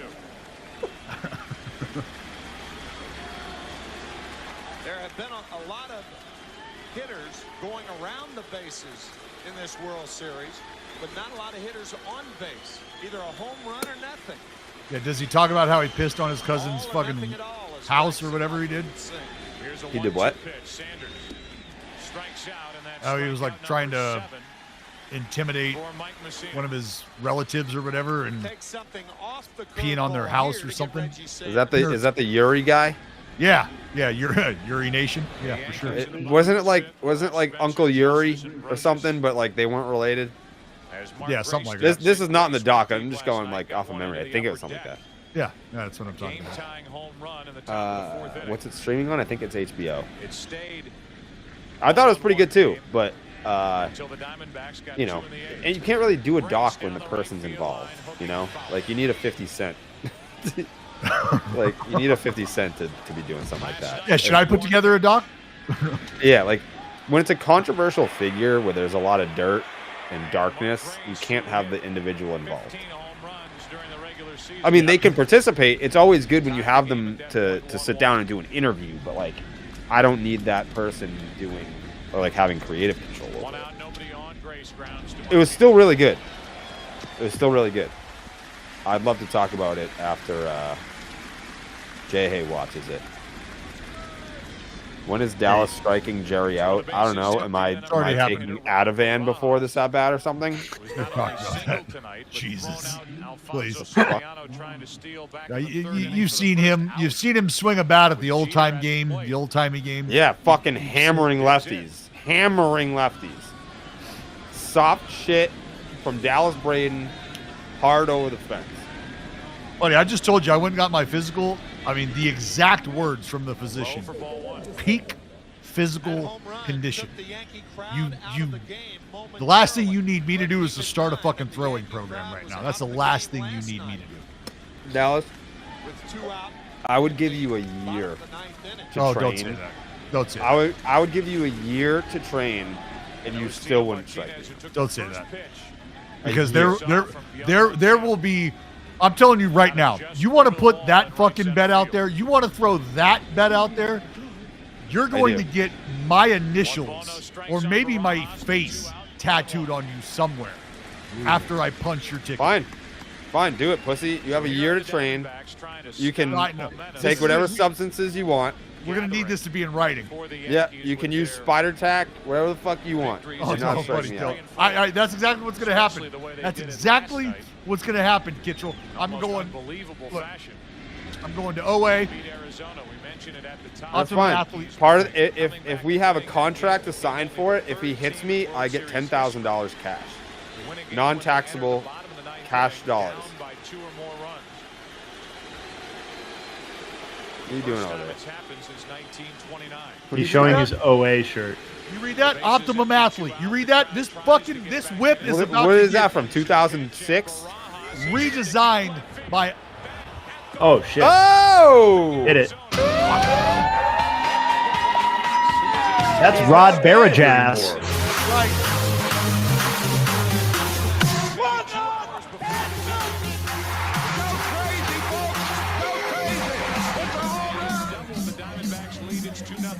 This one's in the bag.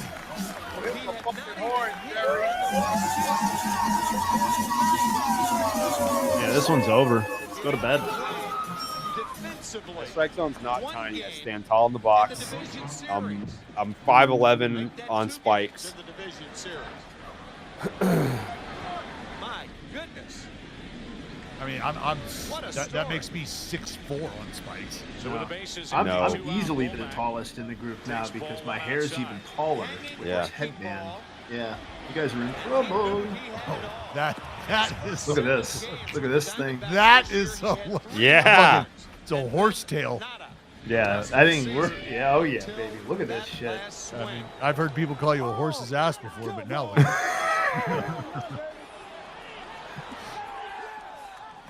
Yeah, this is great. We're just running into new looks.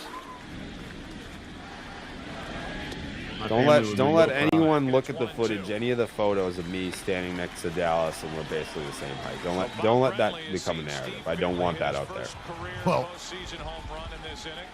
one of us is essentially wearing like stilts in their shoes, and the other is, just a normal human.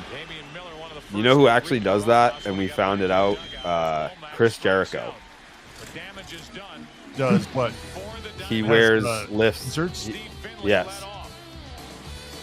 He's not that tall in real life. How tall is he featuring? If I were to Google it right now, I'm gonna say wrestlers just make that shit up. If you're like 6, I mean, it's not like you're short. If you're like 6'6", 6'7", they'll be like, he's 7 foot tall. Damn it! I'm gonna say Chris Jericho is listed at 6'1". Chris Jericho. Height. He's listed at 6 feet. He's probably 5. Jay, what do you got on Shane Spencer's career? Oh, Shane Spencer. Well, at this stadium have been truly memorable, and just as it was not that impressive. Other than, this year, a moment or two. Yeah. Or was it the year before, right? What was his breakout World Series? Was it 2000?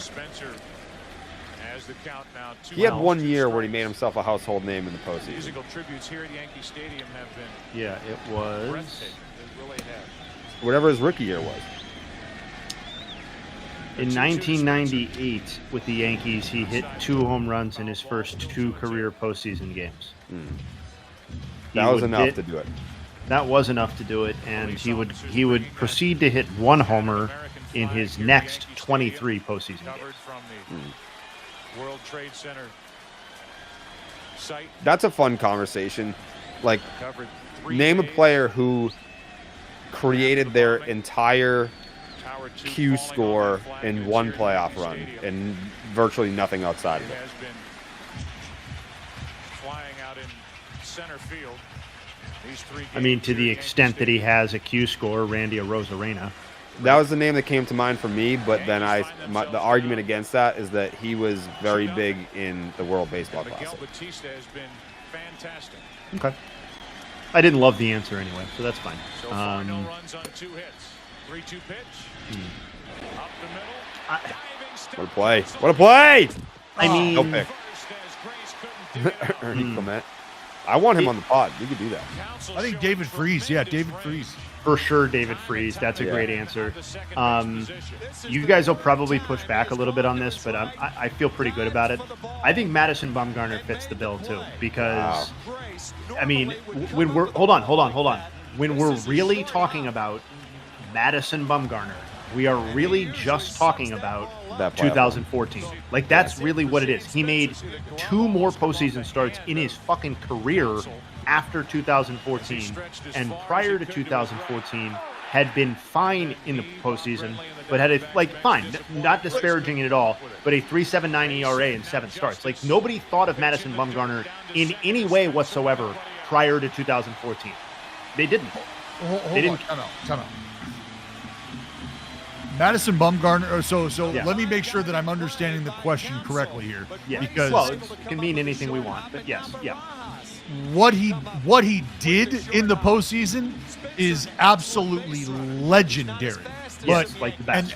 And that overshadows maybe how fucking good he was in the regular season for quite a while. So it's not like he was just non-existent and then showed up that one postseason and we were like, holy fuck, where's this guy been? It was like, oh my God, this dude has just quite literally like popped out of the cocoon and is now a Hall of Famer because of what we just saw. I'm not telling you he's a Hall of Famer. I'm telling you based on that run, you're like, well, yeah, this guy's fucking going. Like, this is silly. Yeah, so there are obviously, we're making up this conversation as we go. There are gradients to this, right? Like, David Freese is probably closer to one extreme.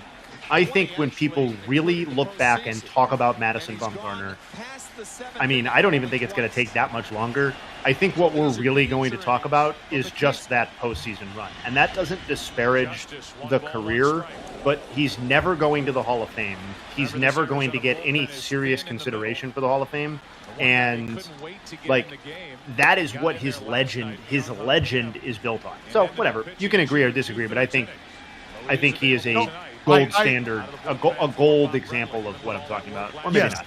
And so I'll even say it this way: what I hope happens is people. No, he didn't. What I hope happens is people hear a conversation like this and go look up his baseball reference page and then gather respect. Like, oh, okay, yeah, no, you're right. Like, this dude was a fucking dog, and then the reason that we know him or even look at him in that light is because of what he did in that postseason. Yeah, I hope that just puts the respect on his name that people might not be giving him readily. Yeah. Because that was, I mean, it was impressive to watch. I watched it, competed against it like it was fucking bro. Shit was legit. Trying to think of other examples. And a lefty without a changeup too.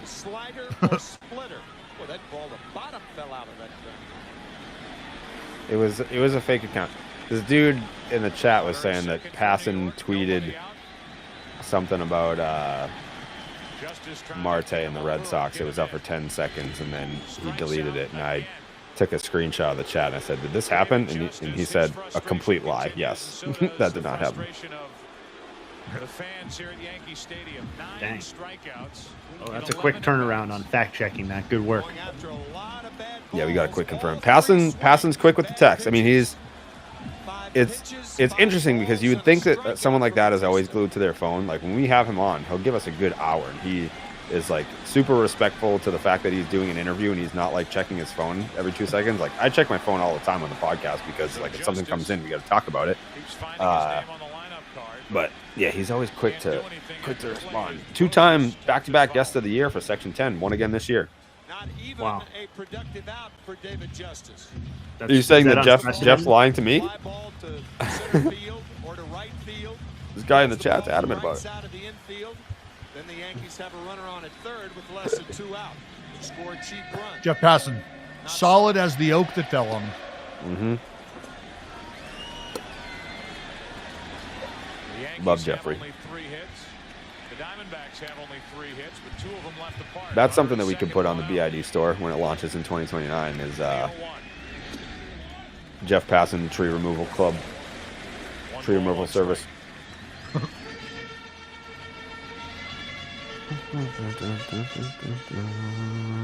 out of 18. I texted him right when that happened. The tree? When the tree fell on him? That's crazy. How did you know? No, I texted him talking shit. 7 runs in 4.5 games now. Did you have something to do with the tree falling on him? Because that's pretty suspicious timing. But anything but the Bronx Bombers. Anybody have Garrett's popcorn? Anybody a Garrett's popcorn person? No. Crowd trying to get him Cool. going. You ever have popcorn from the 99 though? Popcorn? I've been to the 99. I tried one when I first moved back to Connecticut. And then that was kind of the end of that.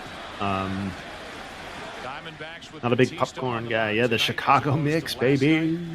Baby. Did we find a perfect answer? Is David Freese the answer to the question? Who made their entire... It's a very good answer. Yeah. I'm sure there are other ones, but it's a very good one. Yeah. Leading 2-0 in the 5th inning. A 2-1 pitch, 3 balls and a strike. With the rookie Soriano waiting on deck. Starting to nibble. Starting to nibble. Kike, I don't think works just because it's been so many postseasons. Mm-hmm. Some guys high ball hitters, Brocious an inside hitter. Yeah, like a lot of those guys that you could point to, they had several runs and several moments in different runs. Like In my head, all Sid Bream did in his entire career was slide. Like he's just been distilled into the least athletic looking guy you've ever seen sliding into home plate. Sliders and fastball counts. And you could see Scott Brocious swinging flat-footed at that 3-1 slider. Oh yeah. I wonder how fast Sid Bream was running. If he can get that pitch over, right behind in the count. What about Bobby Jenks, R.I.P. Brocious pops it up down the right field line. Grace giving it a look. Yeah, that was like a season and a postseason, right? I guess that could count for sure. Evan Carter. Brocious. I actually. And Grace is happy that he didn't break something going on top. I of that met tarp Young down the Kim right field line. this year. Oh, really? Yeah. Him and Chan Ho Park. You know who hates him? I'm guessing a large portion of. Well, I don't know why they would really hate him, but who? Loomer. Really? I don't know why. They have a little. It was I want to say it was in 04. He spiked him at home plate when I think BK Kim was with the Red Sox and Lou was with the Indians at the time. And he said he spiked him, and I don't remember why. I'm interviewing Lou tomorrow with Will Fleming, so I'll ask him to tell that story. He told it to me like 10 years ago. So the 3-2 fastball the first time broke one bat, and the ball he put in play broke another one. Because so Lou spiked BK. Yeah, at home. And that's why Lou hates him. I think he spiked him because he hated him. Something happened when they were. Yeah, I want to know. Yeah, what led to that? Something in 03. I think they were teammates in 03. He dirtied his spikes sliding into him. He got mad about it. Your changeup grip feels like I'm slinging a greasy shot put. Any tips for feel? Depends on where it's at in your hand. Are you choking that thing? Is it out the fingertips? 2-seam change, 4-seam change, Vulcan. What they're getting from Miguel Batista. The Diamondbacks aren't. He has been terrific. And after 5 in Game 5, 2-0, Arizona. Think he's having any fun trailing Dad around? What a run for Bob Brenly. Stay choking that thing. Choke it off. Man, the Marte roller coaster. 37-year-old manager. Is at this point the news that Alex Bregman comes back like disappointing if you don't get like if Marte just doesn't happen? I don't think it's just Marte, but it's got to be Bregman and somebody. I don't think it's do or die Marte, but I don't like. I say it's a roller coaster because I've seen people say, you know, like it's going to happen. Then I've seen there's no fucking way it's happening, and then I've seen like, well, you know, don't give up on it just yet. So like, it went from like a roller coaster up here to all the way down here, and now we're kind of like we're up here on the roller coaster. Like we're ascending, but we're like at the bottom of the ascension. Who made his series debut here in Yankee Stadium with a 2-run lead in the 8th. I do like Okamoto, but admittedly, I only like him because like Lou is so high on him. I trust his judgment. You have to realize and give him. It wasn't a fake account. It sure was. Scared to make moves. Not scared to be Tony Womack, man, Cardinals legend. Second guess all day. Here is tonight's box score for Arizona, brought to you by John. He ended up with the Yankees, didn't he? And the hits I think he went D-backs. and by Barajas. Tony Womack? Yeah, I think he went D-backs. Cardinals, Yankees. Going deep. 2 solo shots in the 5th inning. If I'm correct. The critics of Bob Brenly last night want it both ways. And they try to work both sides of the street. They say I think he ended up with I think he was with the Yankees in 04 and the Cardinals in no. He was with the Cardinals in 04, and then the Yankees after that, maybe? The same critics. It's foolish, in my view. 1 ball, 1 strike on Gonzalez. Bob Brenly, the first rookie manager to guide his team to the World Series since This was Bob Brenly's first year? Back in 1980. Why did I think he was there forever? No, he was brought in because they just kind of like took Buck Showalter's team and kicked his ass to the curb and put Bob Brenly in charge. Yeah. And then they just won. Who's I remember hearing Kurt Schilling talk about Bob Brenly. He did not ooze respect for Bob Brenly, as I recall. I don't know a lot of people that he does respect.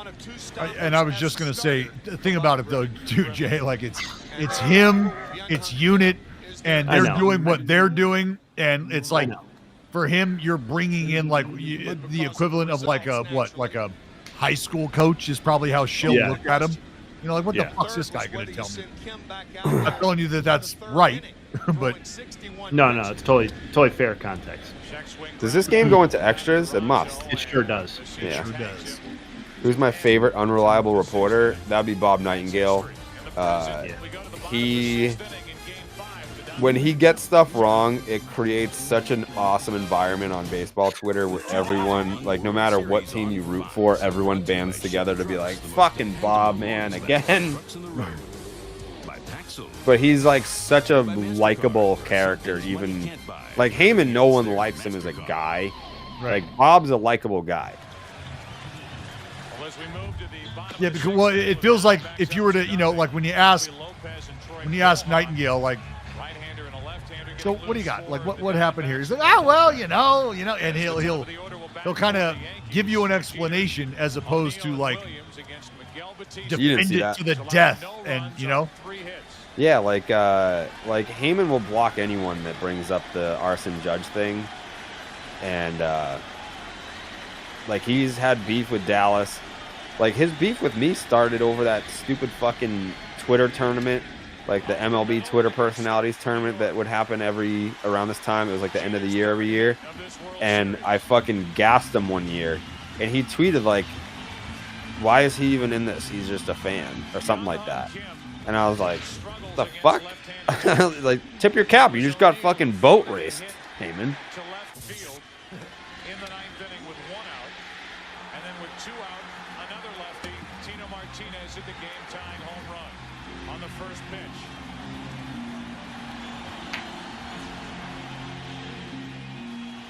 Side note, Dallas, you ever see those head spas? Like, you know how, like, maybe I'm asking the wrong guy this question. Like, when you go to, like, the hair salon and, like, they wash your hair in the sink and, like, massage your scalp and stuff. Oh, yeah, because I look like a fucking regular there, don't I? But you used to have, like, long flowing locks. You did. Dick. You did. I did. So now they have these, like spas where it's, like, they just do, like, the scalp and they, like, it's amazing. Like, I've seen it on TikTok, and one just opened up near me, and I'm like, I was at Jersey Mike's, and they were like, "Oh, you ready for the holidays?" I was like, "Yeah, I still don't know what to get my mom," and they're like, "Oh, you should do this like head spa." I was like, "I'm gonna get that for me. I fucking love that." Teammate of mine who I know is listening outside Philadelphia used to say, "Give me 25 selfish players."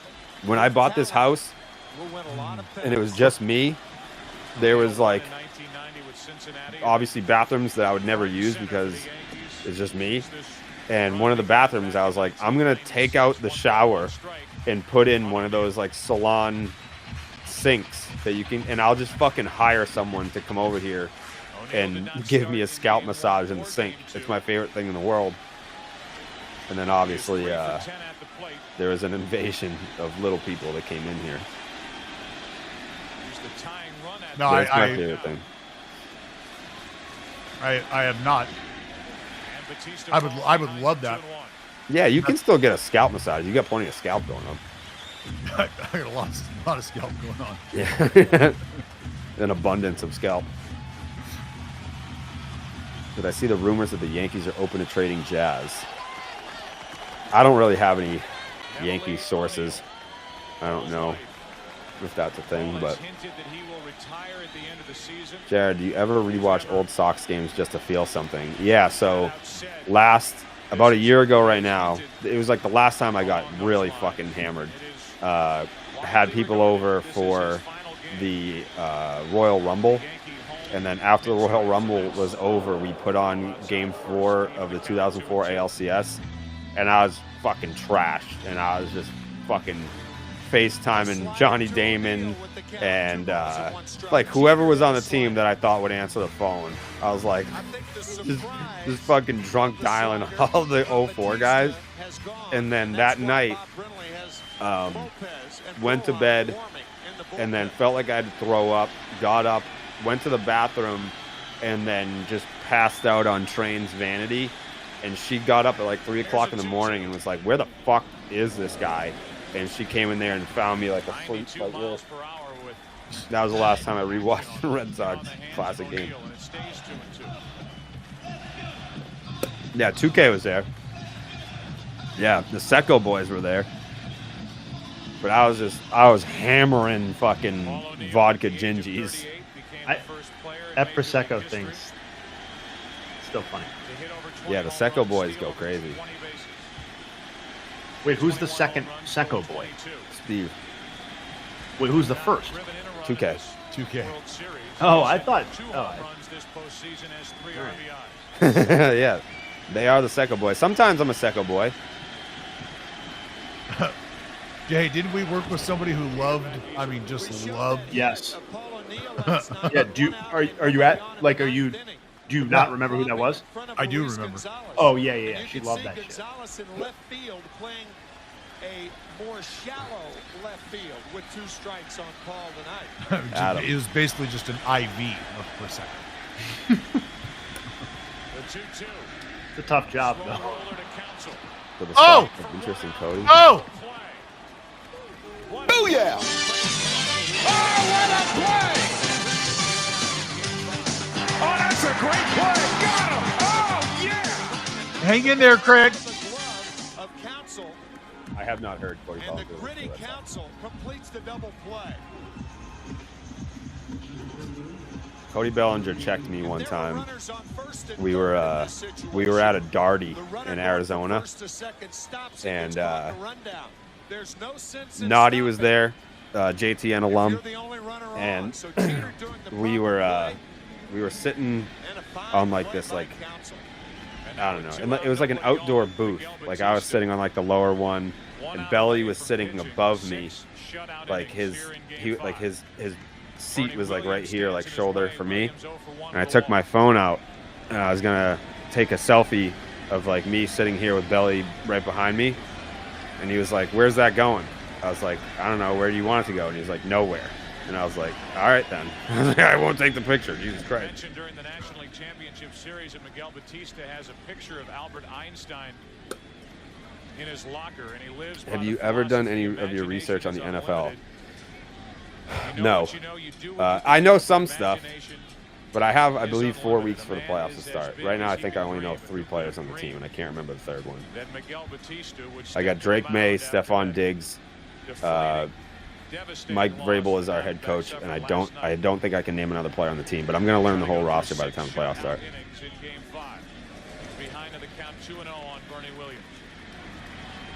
He bitched me. I think, yeah, I mean, players probably just don't want to be seen out having a good time when fans are like, "You should be in the gym. You should be getting better." I get it.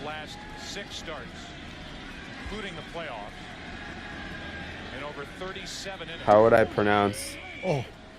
Is B-O-U-T-T-E. I'm gonna say boat. Booty. Booty. Booty. I would have left the area if that were me. Well, we were all together.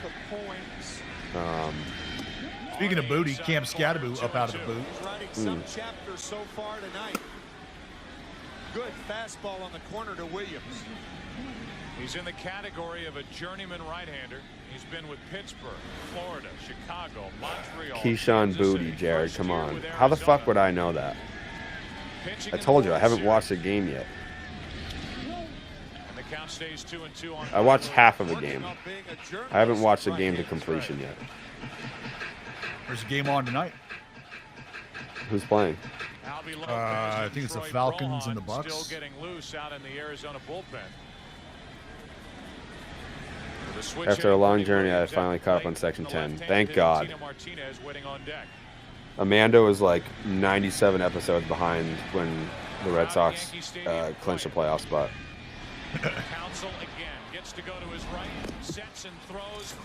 Do it, Craig. Another strong play. What an outing tonight by Do it, Craig. He gets through 6 shutout innings. 6 shutty. They're in game 5. 2-0 Diamondbacks. The Pats are playing the Bills this Sunday. The number 1 seed implications. Gonna need that one. As the 7th inning rolls in, and Mussina will deal with Matt Williams, Steve Finley, and Reggie Yeah, Sanders. Gillette's a nightmare, man. Bottom of the order Getting doing in the and out of there. damage tonight for Arizona. Number 6 hitter Finley with a leadoff home run in the 5th inning. With 2 out later in the 5th. Tatis Sox a possibility? I don't think so. A late addition No, to Jamin, probably not a great decision, but hang around for a while. Hang around. Don't let that define you. Williams is struck out. He's hit a soft line drive caught by Brocious. 0 for 2 and 3 out of 15. I had the absolute worst fantasy season of all time. To the left side, Brocious. Who's in your league? Are there any like notable names in your league that I would know? No, these are just all my boys back home. In-game box score Oh, Boom Boom, for the Yankees, brought to you Dactyl. by John Hancock. Jeter has a The hit. homies. Martinez has a hit. Spencer a hit. Just the homies. Soriano a hit. Bones. No runs. A couple of walks handed out. Did you have a nickname? Along the way, Why not? Miguel Batista's racked up 4 strikeouts. Who, me? Yeah. No, like if your initials are DB, like you get DB. A 2-run inning 209, in the 5th, and that was it. home run. Ball 1 Suzuki, inside. that's what Suzuki called me all the time. 209.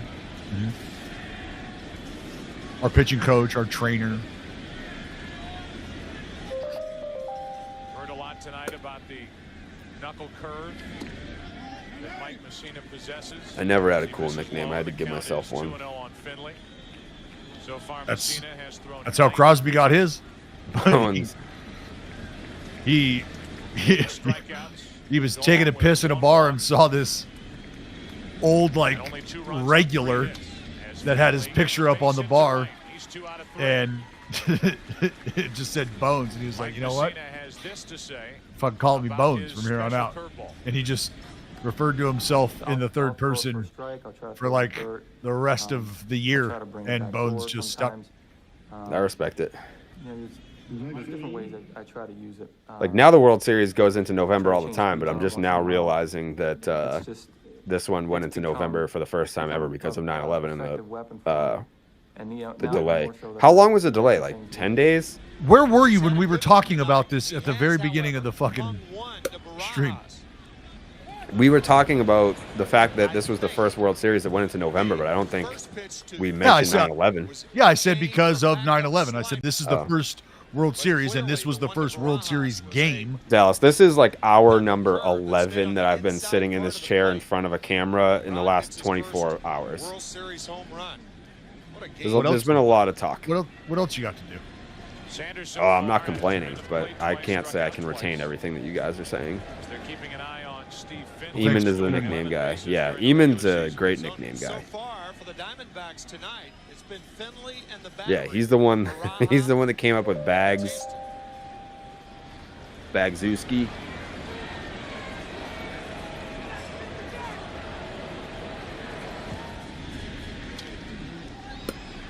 Oh wait, fuck. What happened? I'm an asshole because Bagzewski came up with a Jovi horn that's like retro, and we've had 2 Jovis tonight, and I used the normal one. You'll have another chance. Ooh. I think. Maybe.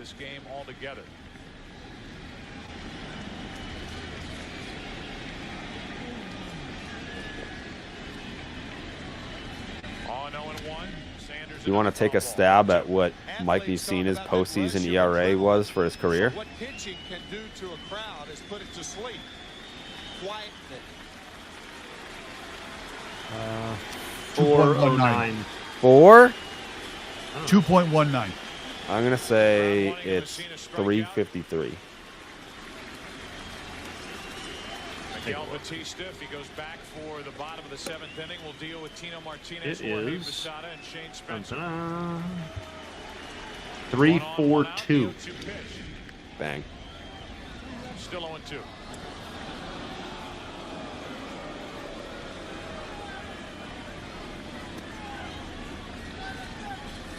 So a better outing and effort tonight from Mike Mussina compared to Game 1 of this World Series, but so far it's not good enough. Matched up with Schilling in that game. Matched up with Batista in this game. Schilling allowed 1 run in that Game 1. The odds of Bayo being moved this offseason. Finley draws another throw. Oh, man. 18%. I wouldn't say it's very high. You'll see that a lot. Catchers checking the eyes of hitters. He's certainly not untouchable in the right deal.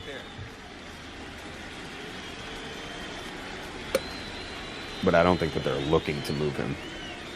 It's kind of just like if they really like a player and that team really likes Bayo, then they'll be like, all right.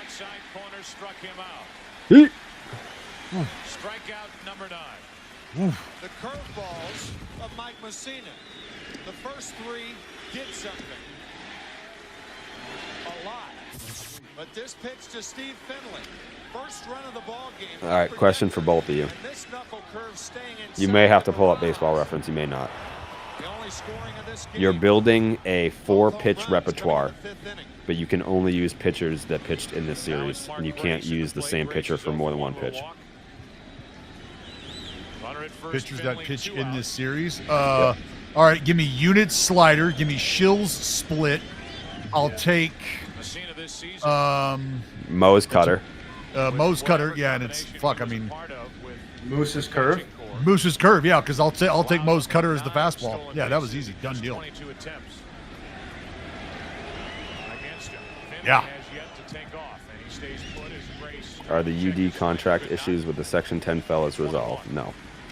Mike Mussina has quick feet. He also has a quick delivery. And the good change Not yet. to Mark Grace. Mark Hopefully soon. We didn't include Roger Clemens though, which might require a revision. I wouldn't take his splitter over Schilling's. No. Yeah. Like what? Like that's his pitch. I mean, unless you went with this 4-seam, but like if you have I want Mo's cutter. Yeah. Yeah. We're talking movement on everything. Front foot hitter is a guy who actually leaves his back foot. Power hitters, almost to a man, hit off their back foot behind the ball. Here's a 1-1 pitch. Rafael Palmeiro, power hitter, who definitely hit off his front foot. Didn't he win like 2 Silver Sluggers in the same season? But it was like bullshit. Like he won like at DH in first base, but he DH like 30 games or something. Mussina couldn't corral this, and now Mussina falls behind Mark Grace. I know Rod Barajas has. And he played Red Dead 2. No, I played the first one. I don't. I can't say this in front of Dallas. I don't have any video game system set up right now, but I want to. Wow. Yeah, I crush Red Dead. First intentional walk. I am. I believe I am 72% of the way through the story right now. Only 2 intentionally. It's a great game. All season, and now with 2 on, 2 out. Yeah, I get up on the. I just find I find a rock on a mountain, and I just plug fools. It's a lot of fun. Another chance for Barajas. He's also thrown a man out trying to steal. Do not play League of Legends. That's a computer game, right? PC game or whatever. I don't game on the PC. The only computer game I've ever played in my life is well, I guess I should reel that in. Oregon Trail. Yeah. But Duke Nukem, when Duke Nukem and Doom came out, like I played those. Doom was on PlayStation. Yeah, but I played it when it came out on. What the fuck? Excuse me? What just happened? Oh. I can hear you guys, but I can't see anything. I know. This reminds me of my first acid trip. The hell? Yeah, looks like they're a little early on pulling the plug. Oh, that's tough. No way. That is tough. 10 p.m. It is a round number. Maybe they're like, we're going out at 10 p.m. on Thursday. No. Well, we're back, Hey guys. but the game's not back. Nope. Oh, Yep. Yeah. All right, we're back. there we go. And the crowd tries to climb back into it.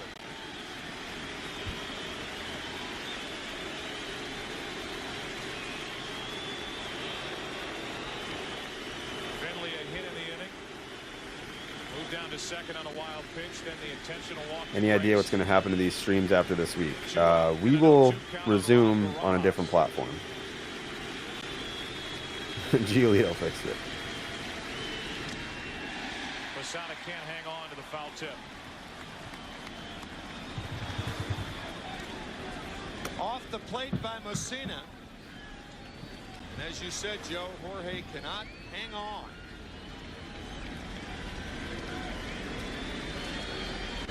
Anybody play Odell Lake? I don't know what that is. No, what is that? That was a computer game.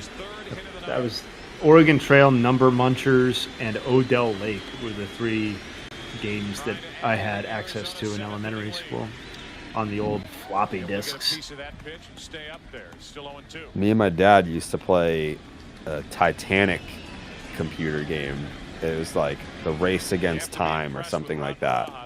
It was like you were a passenger on the Titanic and you had to like get off the boat as it was sinking, but you were also like, it was like some like Russian mob storyline. It was weird.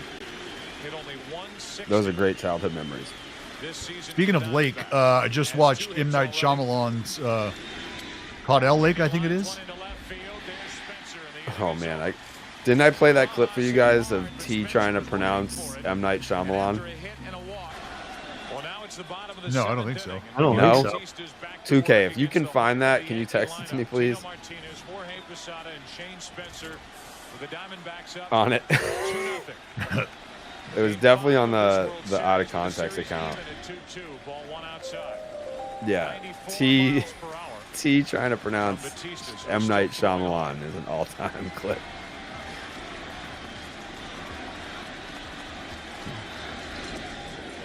It's 2-0, 84 pitches now for Miguel Batista. This season, when Batista got over 76 pitches, opponents hit 313 against him. Oh my God. Stays with him. He has help in the bullpen if he needs. Jared Carrabis. Martinez fouls it out of play, 2-1. Batista this year has gone 7 innings. He did it against the Dodgers on the 21st of September. Carrabis. And then his next Jared Carrabis. second appearance later on the 29th. The best part is that was like in a buttoned up, like he was trying to be serious. It was in the Sports Hub studio. It was just me and him sitting there, and he's like Chris Farley. He gets so worked up and nervous. Think about the first inning went for Batista. That's why, hey, Jay, that's why he needs to be. We need to have just the element of a timer for Milky on. Oh yeah, that's on good. field. Yeah, get a little tighter, make him nervous. Make him nervous. Host of Baseball is Dead. Jared Carrabis. You can hear him take a breath. Yeah, like Like he's gassed after baseball is dead. The host of Baseball is Dead. Jared Carrabis. It's a full count on It's like it's his pet name for you. Carrabis. Jared Carrabis.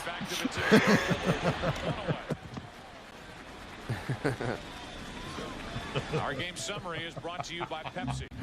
You have to start with a man on the mound, Miguel Batista. 6 1/3 innings pitched. The year T.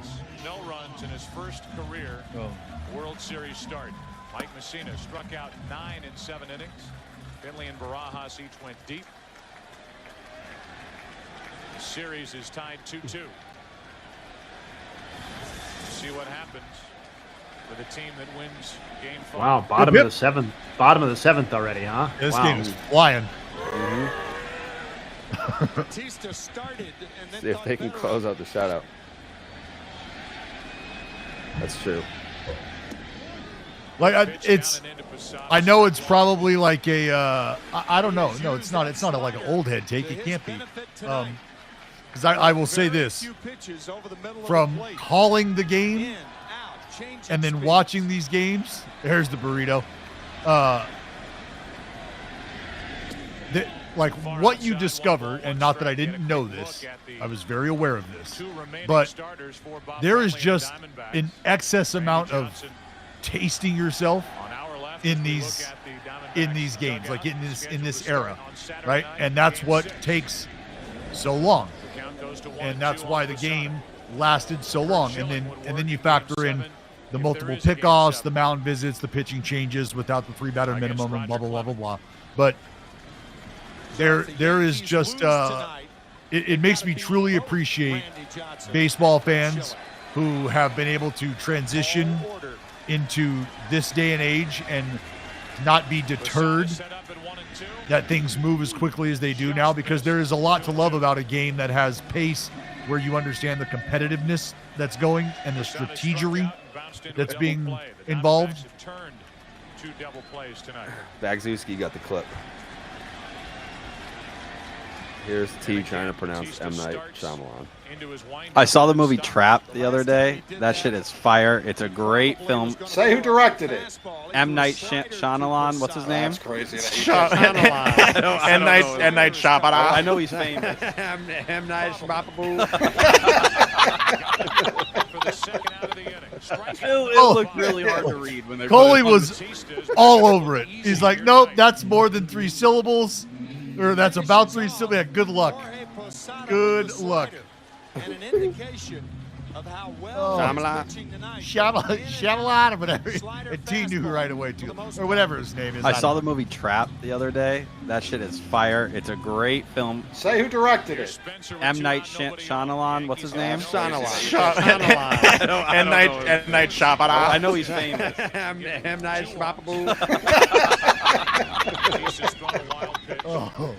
It looks really hard to read when they put it on the been shut down offensively. The 0-1. T. 0-2. And now Batista is 1 strike away from so good. Going through 7 so good. Innings. Talk about focus. You could see it in his eyes. Relaxed, confident. If Just the Nuts existed 25 years ago, what's the 2001 Jovi equivalent? Over but low. We heard from Mark Grace. I mean, Batista in a start earlier in the like year, the told song, his manager, or like what game would we "Don't be worry, watching? Sit back and enjoy the show." I don't know. Well, the show tonight is Yeah, game it would 5 still be of the Jovi. World Jovi Series, and he was has rocking out in allowed the no 80s. runs on 4 hits. Not that song though. I think that song was 6 like 2/3 innings. probably in like 2000. I don't Now know. it's 2-2. That song Yeah, I probably think came that out was like like 2007. Wait. The "It's My Life" song. Yeah. I'm gonna ballpark that at 03. I'm gonna say that came out in Again, Batista slows it down. 2000. Goes off the mound. 2000 even. Yep. Gets the dirt away from his spikes, and now That song came out stares in for the 2000. sign for this 2-2 pitch. Yeah. So 25 years ago, it'd still be "It's My Life." Still Jovi. Full count. It would just be like a hit right now. Yeah. Yeah, I loved Bon Jovi right around that time. They were 3-2 pitch. Yeah, that song would have been out for like 4 months, and we'd just be crushing it. Yeah. Oh, Brindley's stirring. Yeah, he's getting ready to make a move. DB's warm-up song. What was your? Did they even have speakers in the Coliseum? What did they play when you were getting your warm-up tosses in the first inning? Welcome to Stockton by Thugs on My Payroll. Oh yeah, I was gonna say that. Thugs on My Payroll. Yeah. They were a local. How are the Thugs these days? Yeah, how they doing? There's only one thug remaining. One living member. One thug standing. Yeah. Damn. Yeah. Yeah, you can. What's funny is the pitching coach for the A's. He still has that on his phone. The song. And I didn't think DB would be a classical music type of guy. 100 pitches. So they reduced headcount on the payroll, is what you're saying? Yeah, they downsized. Yeah. The hood downsized. Are they on It's Spotify? not funny. These could be your friends for all I know. I don't. Not funny. Rest in peace. I'm sure some fans, especially Arizona fans, wondering, well, how are they going to do it tonight? Yeah, I'd venture to guess they're not on Yankees Spotify. going to get up off the mat. Hey, ECU, what do you mean? Come on, we got to figure this out. We got to figure this out. You didn't tag me in the picture. If you, it's like, you know, you got to let me know.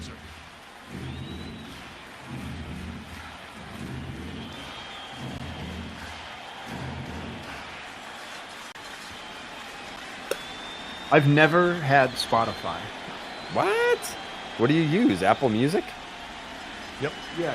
Yeah, like the music that I have on my phone already, and YouTube if I need a different song, or yeah. Let me see if I can find it. I don't even have Apple Music. I don't have a subscription or like any service. I just listen to the same songs over and over again, pretty much. Yeah, I'm a Spotify guy. Always have been. I remember like introduced because my dad loves Sirius XM, and I was like, "What if you could listen to all these songs in any order that you choose?" And his mind was blown that he could like listen to any album because he loves CDs. He's like, "I got all these CDs. I just put them on in my truck." I'm like, "Yeah, but like, what if you didn't have to switch CDs? And what if you wanted to listen to like every Beatles song and you didn't have to switch out the CDs? If you could just mix albums if you wanted to." He's like, "That's not a thing." It's so hard to describe what it was like at the time where you could burn or download music off the internet and burn it onto a CD for the first time. Like that was fucking life-changing, man. It was like I remember my buddy, who was the first guy in our group to have a burner. I sent him a list of like 15 songs for a mixtape, and he burned them on his computer and then mailed me the mix CD. And then I just listened to that for like the next year of my life. And like that was, dude, it was such a rush, man, being able to LimeWire, Napster. Oh, it's so cool. Yeah. Such a thrill. Is my dad Do you remember that? a Ford or a Ford guy? Oh yeah, my dad is a Ford guy, and he's got like his truck is probably 15 years old. The last truck he had before the truck he has now was like he had to roll up the windows manually, and The Diamondbacks are working with in their bullpen.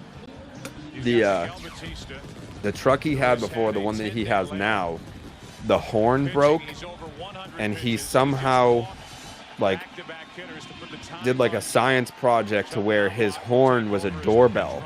So if he wanted to honk his horn, he had a doorbell on the steering wheel, and he would honk it by pressing the doorbell. So he lives below his means for sure.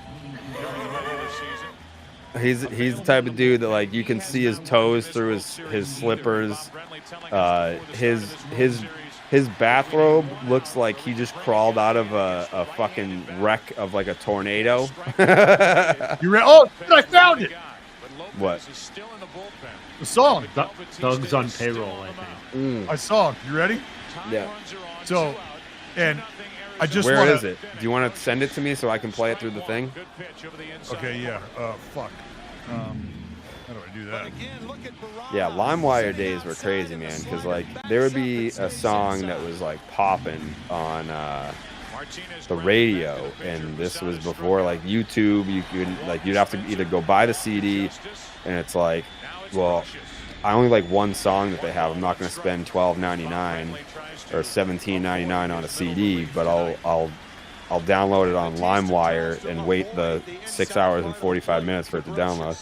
All right, now hold on. Before you play it, I want to preface this with, like, you got to understand what Bay Area culture is like, Bay Area vibes, Valley vibes, because Stockton is by no means the Bay Area, but just the culture, the musical culture. And also remember that the sound system at the Oakland Coliseum was Prince, Purple Rain Prince, his old, like, traveling sound system. Like, this shit was ridiculously booming. So when you hear this first part, this intro, when you talk about Jovi, like, this shit, you're going to be like, Okay. Go ahead, Jared, whenever you I don't know that was necessary. Oh, it was very nice. Welcome to Stockton. Welcome to Stockton.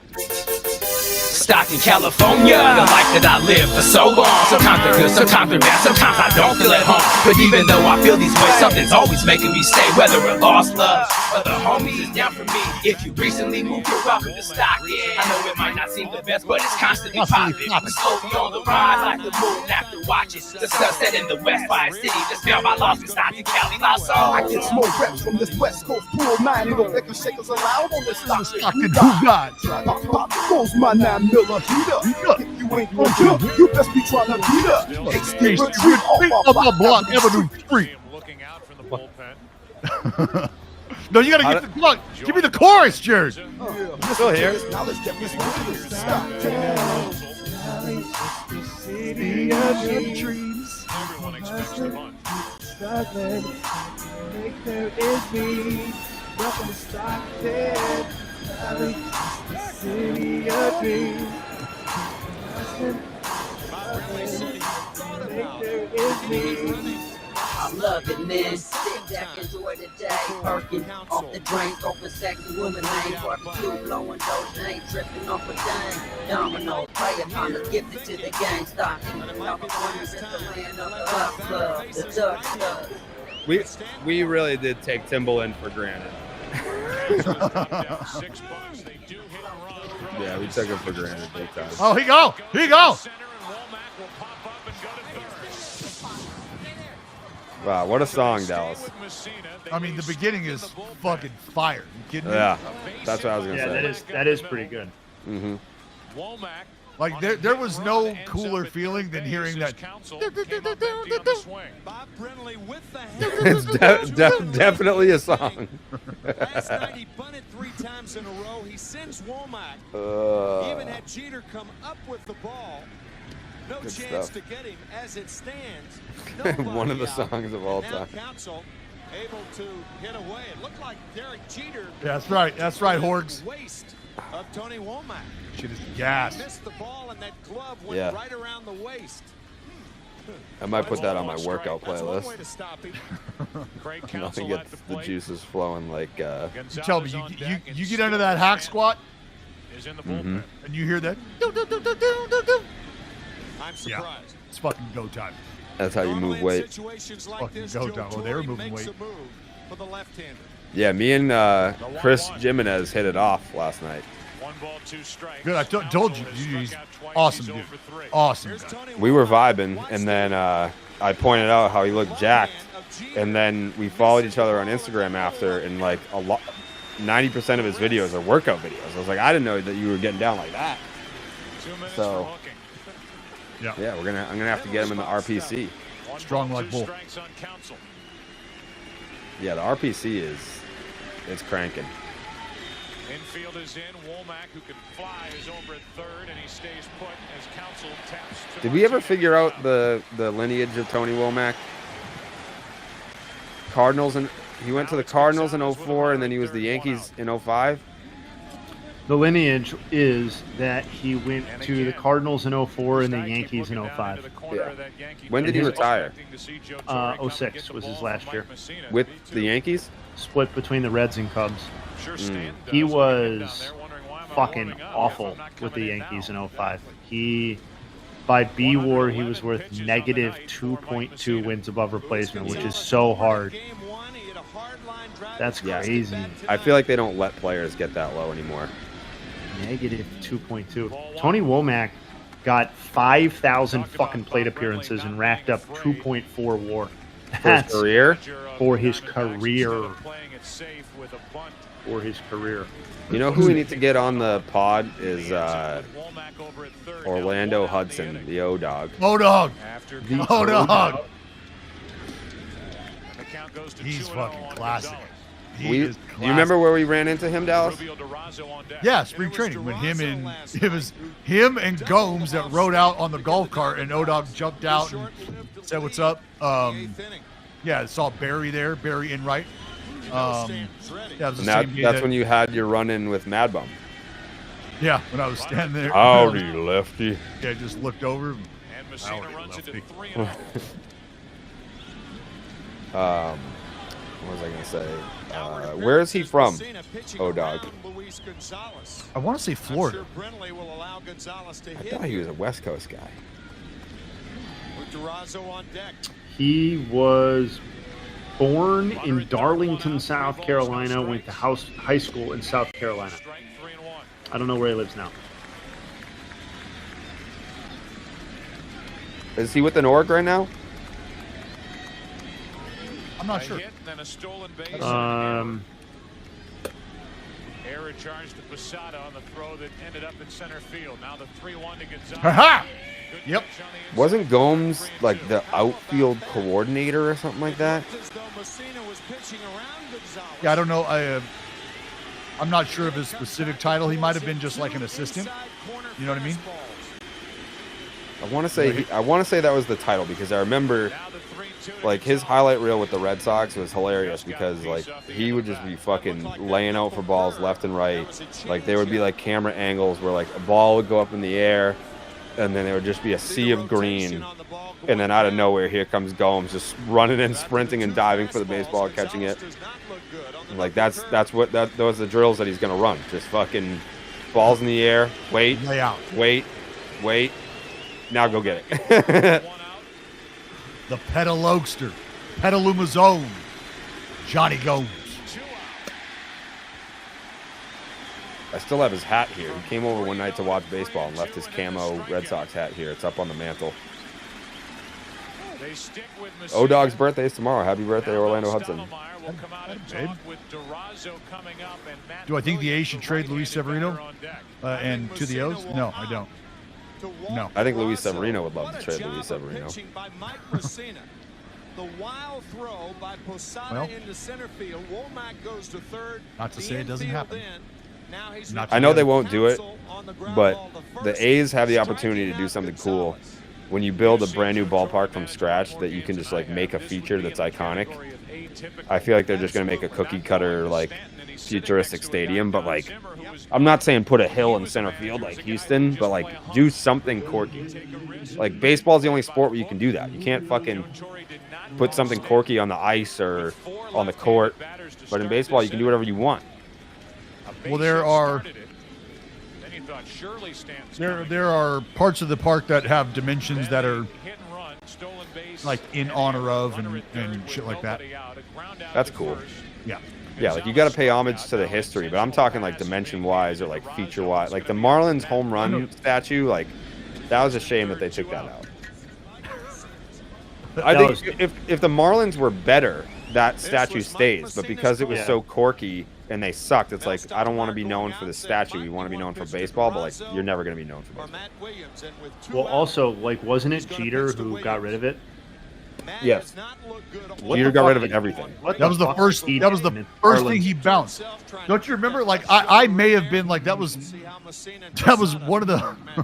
He fired Jeff Cohenheim. He fired the mascot. He fired a scout that was like on his deathbed. He got rid of the statue.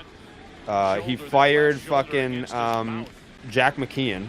Yeah. Well, that was when you guys were breaking it down. Like I was maybe as elevated as I had been in a while, and I was like, hold on. You fired the fucking mascot? Like the mascot? Yeah. I couldn't wrap my head around it. Yeah, he was gone. Performance reviews were tough. He missed his pitch right there. That's the best pitch Williams had to hit all night. Rubio! Mussina setting up inside and the pitch right Dallas, will I ever get a Mother's Day perfect game card in MLB The Show? Not likely. Not likely. I mean, there's not much. I have no idea. I have no idea. There's not much I can do. When was the last time that you were a playable character in a baseball game? 12? Yeah, I'd probably say 12. Maybe 13 as like a free agent pool player. I don't know. You would think that like with the popularity of the show that they would make you a playable character, like a legacy guy. I don't play the show, so I don't know how it works, but I know that they like bring back historical people and shit. Dude, being able to pick Dallas and then just fucking missing my spot 30 consecutive times and getting a mega reel going of these jacks giving up, that would be a great video. Just throw it. That reminds me, our dear friend Tex of Barstool fame. Oh, you're gonna say Teixeira. I was like, fucking no thanks. No, Tex made a burner Twitter account that was just home runs that Dallas gave up. Yes. Dude, that was like the only. That was like the only time I think that was like the most sustained back and forth that I ever had with Tex was him wanting to create that account and how to get the videos to do it. And you facilitating that?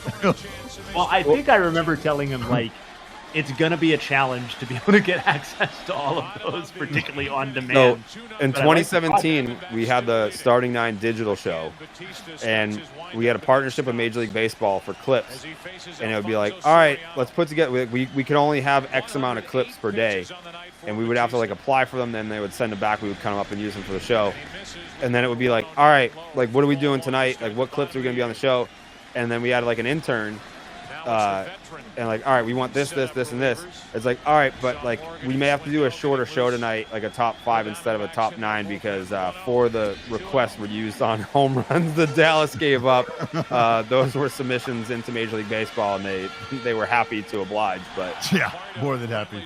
Yeah, God, that was such a clunky ass process, man. I know that was only 2017. Talking about it now makes it feel like it was like fucking 1992. Oh, I had a massive like transmission box down here. Like I'm sure they shot the moon landing with something smaller. Like it was huge. Pete trying to fix things was just taking the rabbit ears and just redirecting them into a different direction. What an operation. I like that from this young hitter. You know what, Kai? Kiss my ass. 0 punch outs. I like to use the defense. 10 earnings is tough. Yeah, that looks like he was facing the Tigers. Probably a scoring error. No, it says 10 earned actually. What's the longest home run that Dallas gave up? Ty Wigington. Yeah.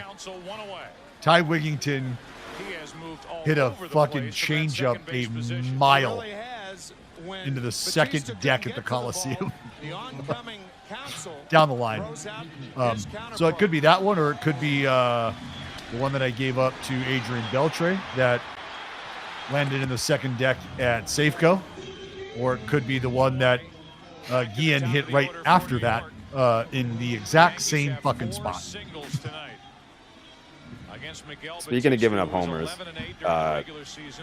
Schilling has a great story that he was telling about like his earlier years. I want to say, I can't remember what ballpark it was, but they had cannons for like home runs. Like maybe it was the Pirates. He was talking about like he was going up there and giving up homers left and right, and the pitching coach went like they would fire off the cannons every time they would hit a home run, and the pitching coach came out to the mound and he's like, what do you got for me? And he's like, honestly, nothing. I'm just giving them an opportunity to reload those cannons. His 3 out of 19 in this series, and unable to catch up to this pitch. Bob Briley telling us that Curt Schilling increases in velocity the later innings. So is Batista. The 0-2 to Jeter. Oh. 1 ball, 2 strikes. If I could face any hitter, it's been the same answer forever. Yep. Just like everybody. Everybody that I ask that question to that jumps on the slab lab, that's their answer. You Batista. You got to see, man. You got to see. Anyone but Max. Has a 1 ball, 2 strike count on Jeter. It's so funny watching Schilling or hearing them talk or just see shots in the dugout and then be like, damn, man, like 13 years after this, I'd be driving across Florida and he'd be looking at me going, dinosaur bones, huh?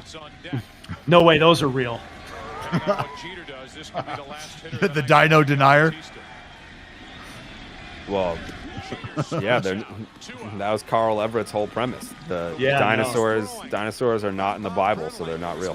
No, but who was it? Was it Mookie Wilson who was like, you know what? When I'm in a slump, I like to think about dinosaurs. Yeah. I figure if I believe in them, somewhere they believe in me too. Yeah. And then I get out. That's my brother's favorite quote. Yeah. When I'm in a slump, I comfort myself by saying, if I believe in dinosaurs, then somewhere they must be believing in me. And if they believe in me, then I believe in me. Then I bust out.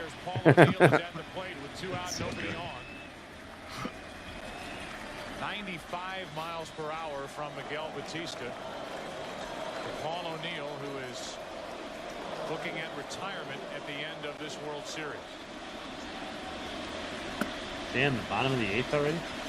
Yeah, this game's flying. I gotta say, props to Rob Manfred, man.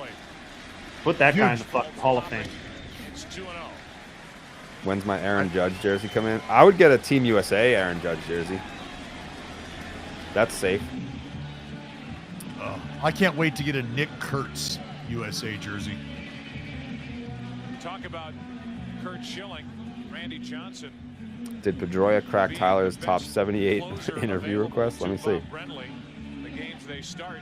Let's see. I bet he did. Well, at the very least, Miguel Batista is trying to be his own setup guy. A guy with 2 complete games in his career and only 1 complete game shutout. Yeah, Paul Skeens USA jersey. I'm gonna say it right now. The Paul Skeens Team USA jersey is going to be the high. Well, fuck, he's got to compete with Shohei, but I'm still going to say it. That becomes the highest selling Team USA jersey, maybe the highest selling WBC jersey. As an afterthought, and that's what O'Neill's complaining about. Kai, I only played 2 years of high school baseball, brother. I was not on anybody's Team USA radar. Pedroia is not on this list, which is crazy to me. No, you made him cut it off after 78. With at least a switch hitter on deck now, but a guy who is more powerful batting left-handed. Nor the Crack Olympics. I feel like I'd have performed well there. Depending on what O'Neill does. Alan Craig is on this list. Dustin Pedroia is not. Alan Craig, that'd be a good one. Love to hear what he's up to these days. Yeah. That was one of the fastest fall-offs that you could possibly fucking have. No offense to him. Yeah. What list are you talking about? Alan Craig. No, what list? I told Tyler to put together his dream list of Section 10 guests, and he sent me a list with 78 names. Who is number 67 on the list? Zach Scott. To the stuff of your pitcher. Bob Brinley going to the books. He has John Carter on this list, which is very funny because he would probably never do it. He does like Red Sox productions. I've known him since I was 18 years old, and he's got stories for days that he would never tell on a podcast. Like, he's always around the team, has unprecedented access to the team behind the scenes, all the championship years. Like, he was there in 04, all the championships, and he probably has stories that he could just never tell. Williams on the year hit 26 home runs. 21 of the 26. Who's 21? Came from the left Eddie side. Romero. And Bernie Williams, more than any other Yankee hitter, can hit the outside fastball to center field or to left field. Classic Eddie Romero. Power to all fields. What position on the list is Wally? Up. Up. Look out! Oh, Tony. And it's first and third, 2 out. We can get Petey. He's just not on the list for some reason.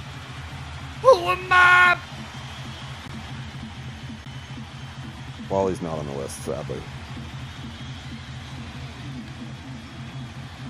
You can see that. Shout out Wally. Did you guys see the wedding thing? Have to respect the power of Bernie Williams in playing I don't think so. Tony Womack So trying to make it I did like a big rant on how I hate weddings and all that. Mhm. And then I got a manila envelope in the mail from Fenway Park. And I opened it, and it was like, actually, I still have the screenshots. Let me pull those up. Ruled hit or error.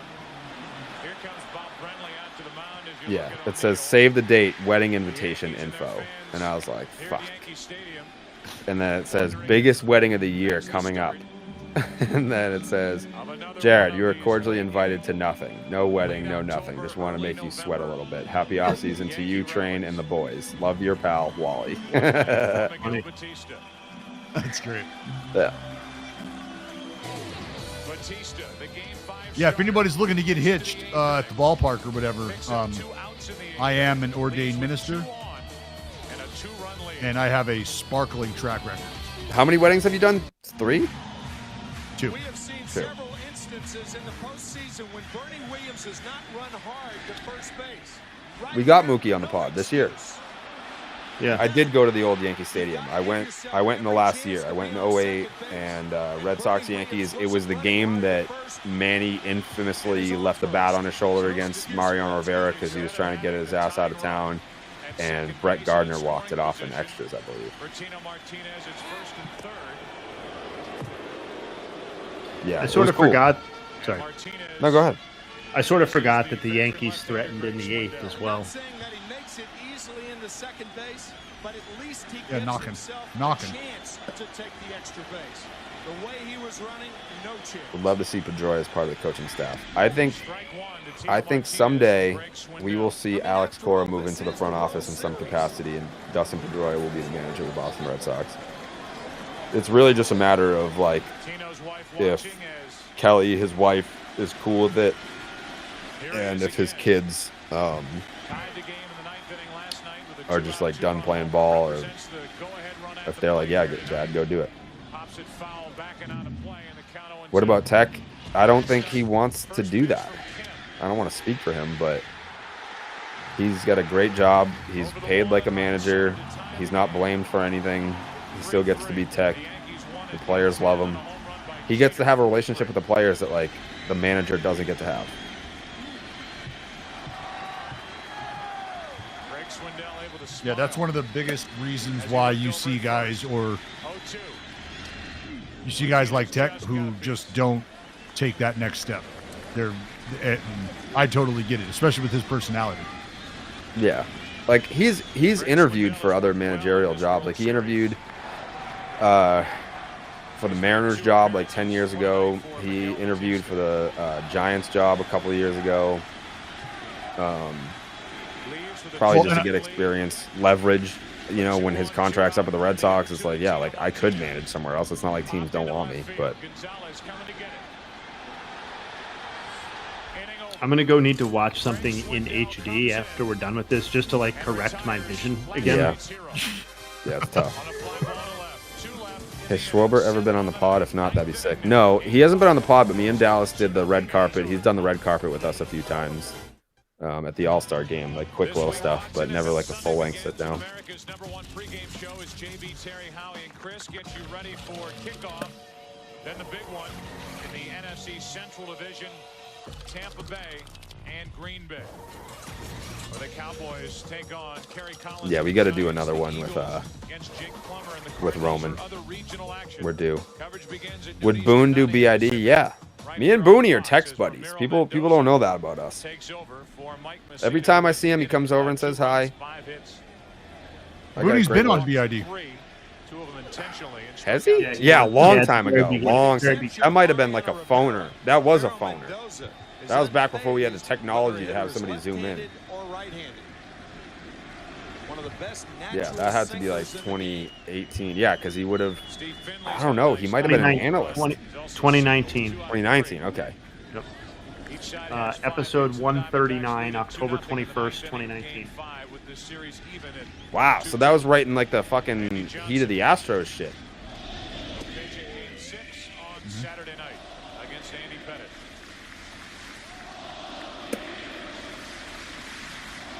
Does anyone know where one would find the Magglio Ordonez 2-home run game? I believe that footage was bought and destroyed, which is why Dallas currently lives in a teepee. Spent his life savings on scrubbing that from the internet. That's why his internet's so bad.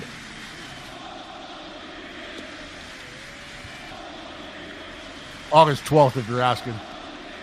Yeah. Did you guys hear what they're doing right now? They're chanting Paul O'Neill because it's his last. Yeah. They think it's going to be. Yeah. That's it. His last game? Yeah. Right? This would have been... Am I wrong on that count? I'm sorry. Last game at home. Last game at home. Was he retiring? Or he was a free agent? Yes. No, he was... His back, I think... Correct me if I'm wrong, Dallas, right? His back had become untenable at this point. Yeah. Banged up. Yeah. Banged up. That's cool. He went out... I mean... As I said, it went out with a 2020 season. That's kind of cool, though. Like it's cool, not weird, but just like that's got to be a weird feeling as a player to have your team be down in the 9th inning in the World Series and have the fans be chanting for you because it's the last time they're going to see you at home, but yet you're also focused on the fact you're losing the World Series. I don't know. Yeah, a lot of emotion. Yeah. Paul O'Neill, what a guy. Can we get Voter on BID? Yeah, I'm actually going to I just talked to Voter the other day. I'm going to do a... He's been on. Yeah, he's been on. When he was with, what, the D-backs? Doing a charity event with him next month. He was on as a player. Yeah. I mean, you want to talk about one of the coolest moments I've witnessed on a baseball field? His last day as a baseball player. Catching bullpens. So that's how it started. He was out, wasn't even in the lineup, and he was out getting early work in, blocking balls, because that's just, I mean, you're a creature of habit. It's what you do. And that's just showing guys this is how you work. But then he gets announced, and it's his children who announce his name. Now batting, number 21, our dad, Stephen Vogt. It was, and he had to fucking take a moment, like, it was great. And then, boom, fucking jack. Last big league at bat with all of that, like, just unbelievable, dude. Unbelievable. Like, I told him this when we were talking the other day at the A's new offices in Las Vegas. They have that experience where you can put a bat down on home plate and it replays the video of that player. I legitimately watched Voter's homer 12 times easily. Who was on the bump? Just kept redoing. I have no idea. Couldn't tell you. Yeah, we need Jessica Brand on the pod. Yeah, she would be able to tell you who's on the bum. Mm-hmm. Oh, but only after somebody else. The fact she never fucking apologized is so Crazy. fucking obnoxious. Crazy. Tino Martinez Hall very good. Yeah. A lot of Hall of Very Goods. O'Neill, Tino, Posada, Bernie. Yeah, Posada is like a perfect Hall of Very Good. It's actually, I mean, you would think that a dynastic team like this would be overrepresented in the Hall of Fame, and really none of these fringe guys got in, or really any consideration whatsoever. It was really just the core dudes. And I mean, even Pettit's obviously not in the Hall. I know he's got his complications, but like, He should be in there. I mean, in my opinion, we've had that conversation on BID. I'm sure we'll have it again. But yeah, he would get my vote. First pitch is strike on the inside corner to Jorge Posada. One of the guys we're going to talk about on Monday, actually, for the Cy Young revisit, is an interesting Hall of Fame case in his own right. Is trying to save it. 1 ball, 1 strike. Joe, earlier you mentioned the guts of Bob Brenly. And yet another example right here, putting Kim right. Jay, hey, what's the series at right now? 2-2. That we're watching right here? Yeah. Yeah, 2-2. Arizona took the first 2. The Yankees had taken games 3 and 4.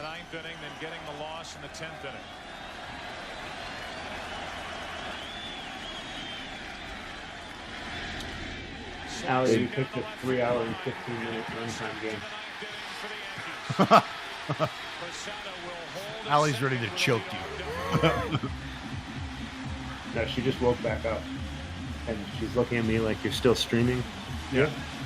She was watching. You were watching this when she came home from work. She's now getting ready to go back to work, and you're still watching this. It's the bottom of the 9th, though. We're watching Game 5 of the 2001 World Series. Yeah. Tell Allie I say hello. Dallas says hi. Hi, Allie. So does Jared. How does she says feel about hi, the headband? How do you feel about the headband? Ooh, she gave up. That's how you know it's working. Yeah, we're doing a new thing now. She's just trying to bat them other hoes away. That's what she's doing. We'll talk about it later.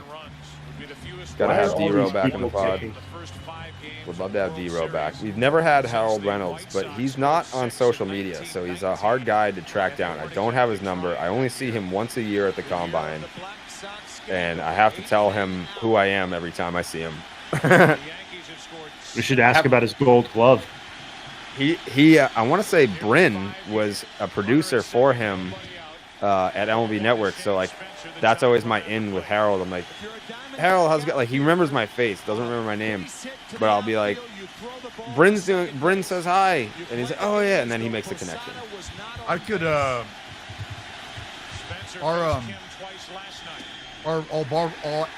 holy shit, our ballpark PA announcer, the great Amelia Schimmel, used to work at the network, and I could get his number. Yeah, I'd love to talk ball. You want me to reach out? Yeah. That'll get out of play. Can we get a Train Alley Meg stream?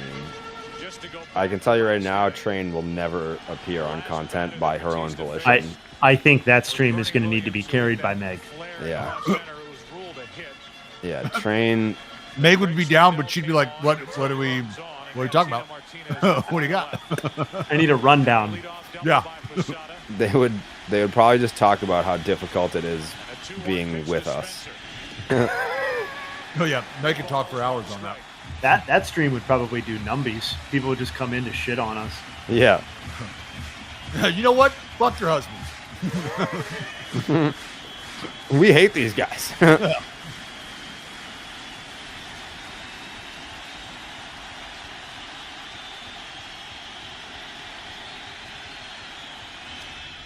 the left side, Williams. Do it, Maddie. Do it, Maddie. Train could just use a soundboard to talk. It's a pretty dramatic moment. Down to their final 2 outs here. Yeah, it is quite intriguing how they're gonna fuck this up. 3-1 pitch. Grounds to Matt Williams. Mussina correctly holding in second. Martha would probably be the most fascinating partner of all. Just like, so what's that like? So what's that about? Yeah. So milky. Yeah. He allowed 2 home runs. What the fuck you mean? Imagine being married to me. You're welcome. He was lifted for the pinch runner Knobloch. Martha has to carry a fire blanket with her at all times. She walks. She has like a portable fire extinguisher in her pocketbook. Yeah, I have so many questions for Martha. Well, who's up right now? The Knobloch. Yeah. Didn't age well. Big knobber. This was a good time to get rid of your Chuck Knobloch cards right about now. Last night, an upshoot. Tino Martinez with the 2-run home run off Kim. Jeter with the game winner. You think they pinch hit for Brocious? Dude, I don't know. You got to think it's a tempting move. Talk about left-handers and their success against Kim, who allowed 10 home runs during the regular season. Noted piece of shit, Chuck Knobloch. The only left-hander that he got in trouble with the law, right? Here in the 9th inning, yeah. Off his bench Yeah. is Enrique Wilson. Did he? Yeah. I feel like that's a huge blind spot for me. Like I don't know like athletes getting into trouble, like doing bad shit. I would say the 90s, early 2000s Yankees were littered with crime. Yeah, he's got a couple spousal domestic abuse shit. That's what I thought it was. I mean, and to the extent that you care, he was on the Mitchell report and stuff like that. But yeah. Kurt Schilling was in that same position last night watching Kim. A 1-2 pitch. Another foul off the bat and then off the mask or helmet of Nothing like the crime on the 27 Yankees. That's right, Thomas. Easy. You want to talk about crime? George Herman, a.k.a. Dahmer. When you get the breaking ball, it's at least extra crispy. A level plane. But more often than not, as we said, it goes up in the strike zone. Yeah, that was the part of the story that got left out, is that half of Helen's leg was eaten. 1 ball, 2 strikes, and Knobloch. They said, natural causes. After Knobloch, it's Brocious. Anybody after Brocious? Oh my God. That's my favorite clip of all time, the David Wells clip. What, when talking to him about that? Yeah.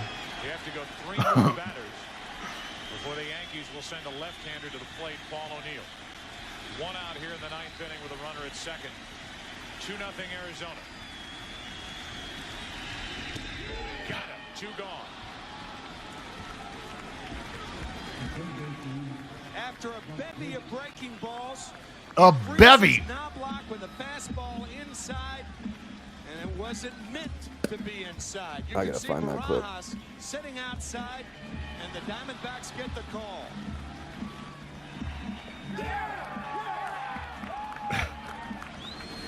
It's just crazy, like sitting here and they're just like, just got like no idea what's coming. Oh God. It's like watching that little baby gazelle on the Serengeti just. And then just fucking, whoa, snatched. Babe, natural causes. Kim twice, struck out and fly to right. Tying run at the plate. Runner at second, 2 out, 2-0 Arizona. Here in Game 5. Brocious hits one in the left. Back at the wall. The Yankees have tied it again. He's not bad anymore. One out and nothing. Go crazy, folks. Go crazy. It's a home run. It's a fucking orange, Jerry. What a horrible, horrible thing.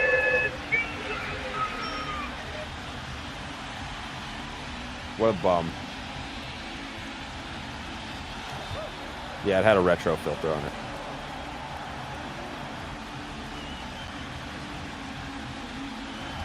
I gotta find that clip. I mean, he had just fucking blown the game the night before.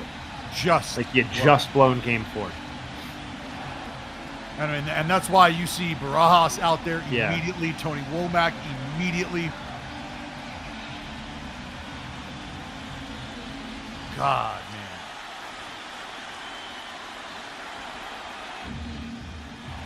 man.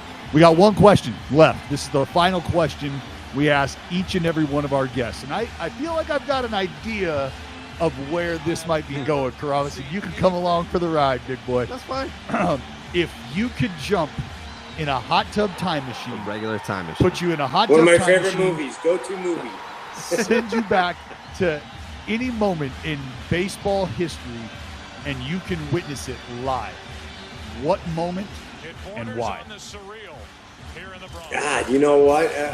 It's easy for me because anything that has to do with Babe Ruth, I'm gonna watch it. I mean, I want a killer career so bad because I think if him and I were on the same team, you know, you got pitcher and hitter, it would be tremendous. It would be chaos, but it would be awesome. But just to go back and hang with that dude, with Lou Gehrig, you know, all that whole 1927 Yankees, which we were better in 98. Murderers Row, right? Murderers Row. But just to be there with that 27 team and hang out, that would be the ultimate for me. Because man, you know, guys would set the world on fire. Yeah, just a bunch of scum. I mean, like 98 team, we had a bunch of scumbags. And your backdrop, all those guys right there, there's a couple there that were, you know, that went to bed early and all that. We were all scumbags. That's why we burning it down. Yeah. You're so proud of yourself. So fucking proud of yourself. Burning it down. Set the world on fire. They were last night 1 out away until this. He knew it. These fans knew it. And here we go to overtime. Overtime. He's shell shocked. Fuck, I'm shell shocked. I mean, that's tough, man. They got to be thinking at this moment right here that they should have won the fucking World Series already. Like, that's what you're thinking. You think we had the 2 games, we just fucking blew game 4, we just blew game 5. This should be fucking over. We should have swept the Yankees. Yeah, instead we're going to be losing the World Series 3-2. Not a freeze frame. It's crazy. I mean, we know how it ends, but they don't obviously know in that moment. They don't know that the burrito and unit just flop out over the next 2 games and just handle business. His lifetime for this game of baseball. As Rivera comes in the game and misses inside with ball 1. Mariano Rivera worked 2 innings in game 3. 1 inning last night, available for 1 inning tonight.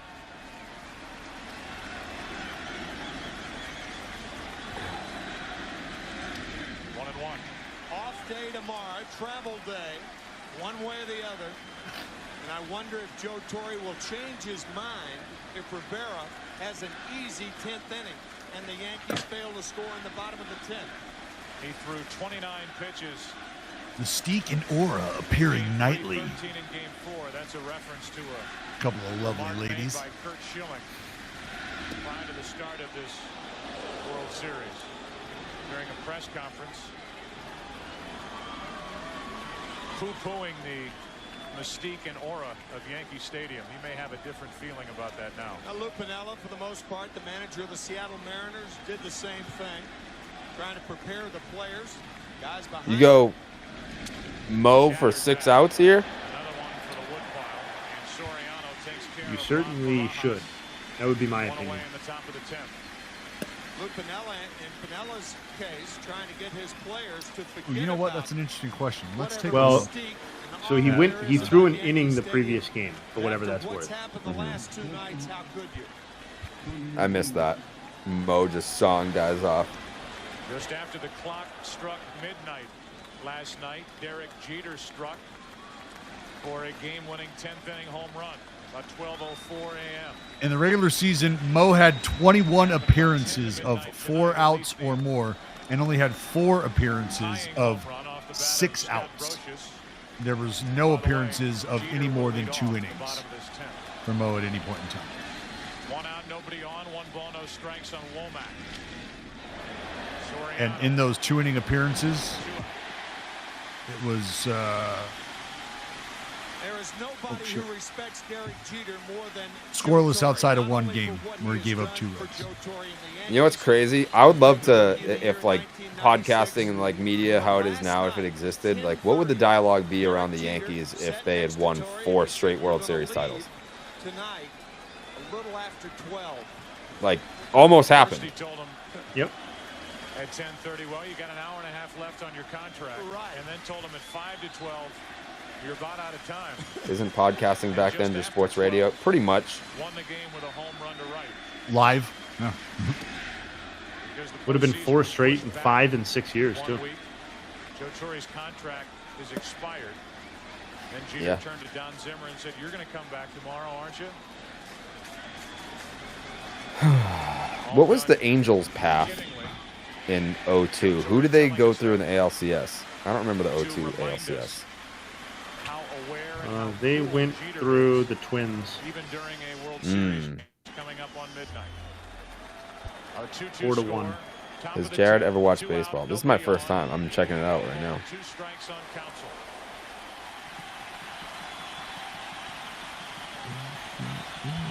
Beat Johan in the decisive game 5. Well, Johan took the loss. Joe Mays started the game, but Johan stayed in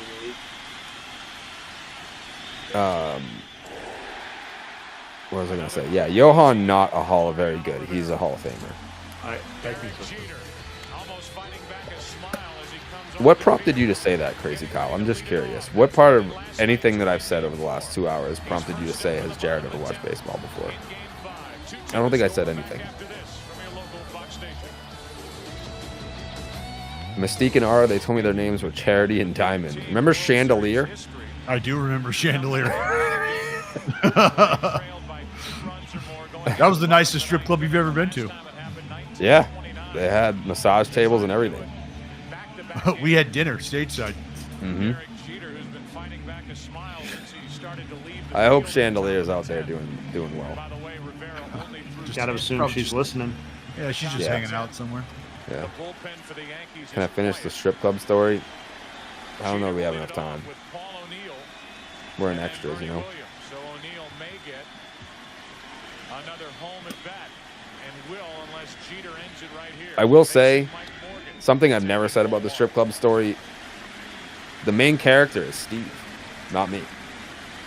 The main character in the strip club story is Steve.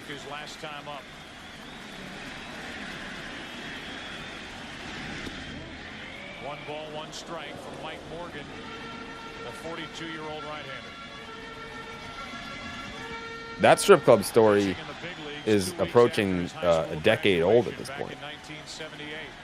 Just never really had the time to tell it. What, with Steve? Mm-hmm. He worked at one? Steve Peru? He was stripping? Yeah, he was stripping.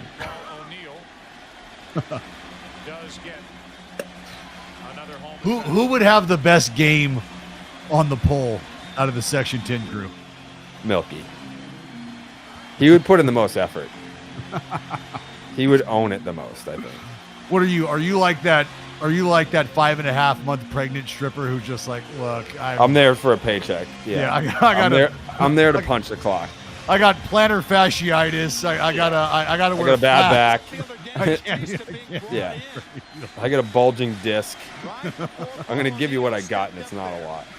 Ball 1. Yeah. Eddie Rodriguez responsible for moving the outfielders, and the Diamondbacks. Yeah, I would be out there like fucking what's his name? Who hit the fucking home run off of Eck in the '88 World Series? Gibson. Yeah, yeah, I'd be like Kirk Gibson on the pole. I'd deliver, but it wouldn't look good. 1 ball, 1 strike on Paul O'Neill, who has hit very well against This veteran right-hander in his career with 2 home runs. I'd get the job done, but you'd be like, this looks like it hurts. You absolutely get tipped to stop. Yeah. They'd be like, breathing please, heavy. Hang it up, dude. Early lactation. Can you just not? Yeah. You're sweating in places that like you're not supposed to sweat there. I've got makeup on my pants from you trying to cover up the already showing stretch marks. Like, yeah. Knock it off. Yeah. Also, up there in pants. That reaction that the Yankees and their fans have seen after unsuccessful. Yeah, I get to show off the new legs. Now with 2 out, nobody They're on. coming in. Williams. These ham hocks. 1 for 3 with a walk, a single. Who has hit 16 career postseason. Dude, Mike Morgan is 41 years old in this game. Like throwing really important innings for the D-backs. Mm-hmm. What is this fucking bullpen? It's a championship bullpen. 10 strikeouts. It's a bullpen that probably did everything it could to not have them win the World Series. Mm-hmm. I mean, Mike Morgan doesn't give up a run, I don't think. But what are we doing? Didn't he Did come they in even like first pitch? invite BK Kim to the parade? With nobody out. Counsell, Gonzalez, and Williams couldn't bring him home. Like I feel like D-backs fans are not. They don't get down like that. But pretty much any other team, like BK Kim, is probably getting booed at the parade. And Rivera will go back out for the 11th if needed. That is a fair ball. Barajas makes the play. Got to show love to Coley. He'd be a great stripper. Coley, you want to talk about like me having a false sense of like athletic confidence? Coley. I've seen him swing a bat. It's like Bugs Bunny. Like he like swung and like fucking drilled himself into the dirt. It was crazy. What's Coley look like on the basketball court? He's elite. He's nice with it from a basketball perspective, but like watching him swing a bat for a live AB was eye-opening.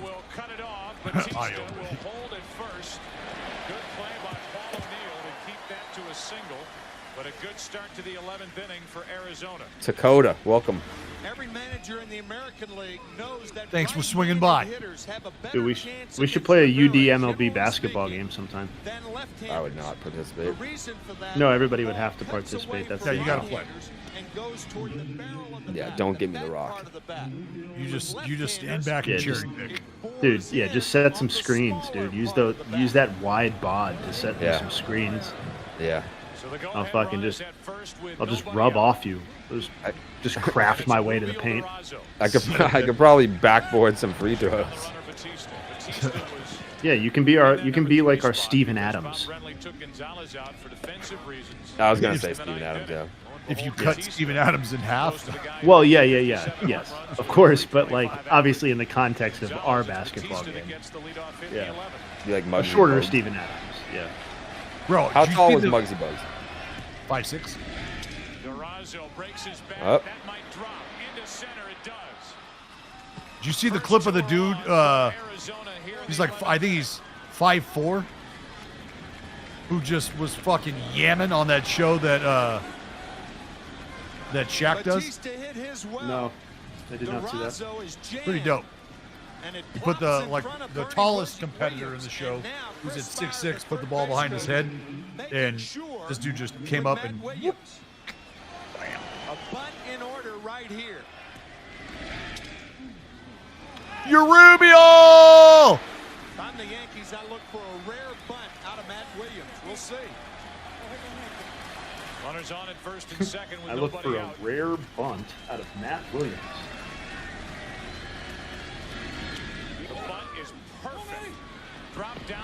Execute it, Matty.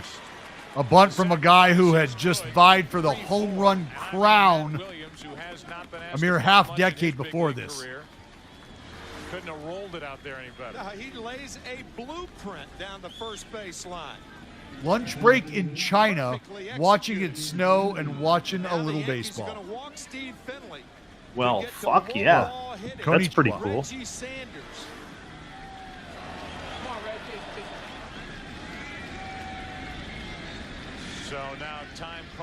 Yeah, I don't want to see Coley in the post. That's for sure. Oh, that's an elbow in the kidney, no problem. You know what's an interesting Soften him feels, up. Feels like at his height, I'm catching the elbow in my fucking face where I'm catching it. All types of problems with high fastballs. However, he's a good bunter. Bob Brinley tried it with Tony Womack. He's got the wingspan of a condor. Series against the Cardinals. Tried the squeeze. I don't really like defense. I'll be our facilitator. He was tagged J.A. running the point. Well, it depends on who's on my team, I guess. But looking at the collection of people that we're going to be playing with, I think I'm probably going to have the ball in my hands. Yeah, no offense. I think Steve could be sneaky okay. Oh, Steve could be he could be better than me. I have no idea, but most of the people aren't going to be. He's a fast runner in Batista. If he can get a good jump. Yeah, I'll wear my headband. Yeah, it'll be like Steve Nash, exactly, baby. Sanders, a very good low ball hitter, and Rivera doesn't throw it low. He throws it high. How tall is Coley really? He's 7 feet tall. Yeah. Sanders has struck out 3 times tonight. He's 0 for 4. He's 6'13". 94 miles per hour for strike 1. This game is still going. That's crazy. Yeah, crowd's still there too. Good for them. You know what's lame? They didn't really do anything with the old Yankee Stadium. Like, you can just like go over there. It's like a little dust field. Just walk around. The 0-1. 0-2. I don't know what they would have done to preserve it in some way, but not what they did. Rivera elevating.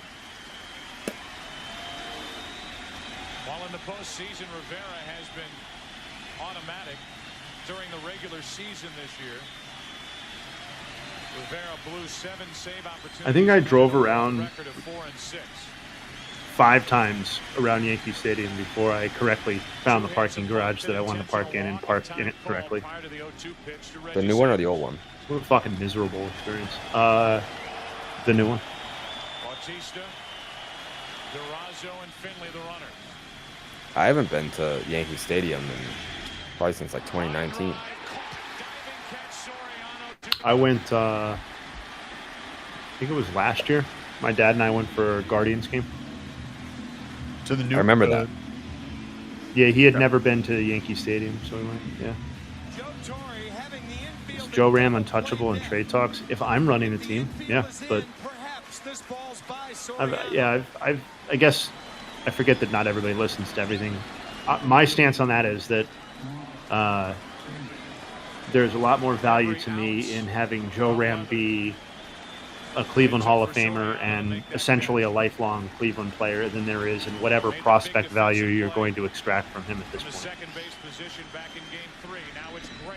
And I mean, if you're him too, like, I mean, it's you've got to, like, aren't you kind of fighting they're not demons, but aren't you like fighting the back and forth, the tug of war of like what you ultimately want as a player, which is a championship, and to understand that, like we've talked about and you've said it, like the statue's going to be built.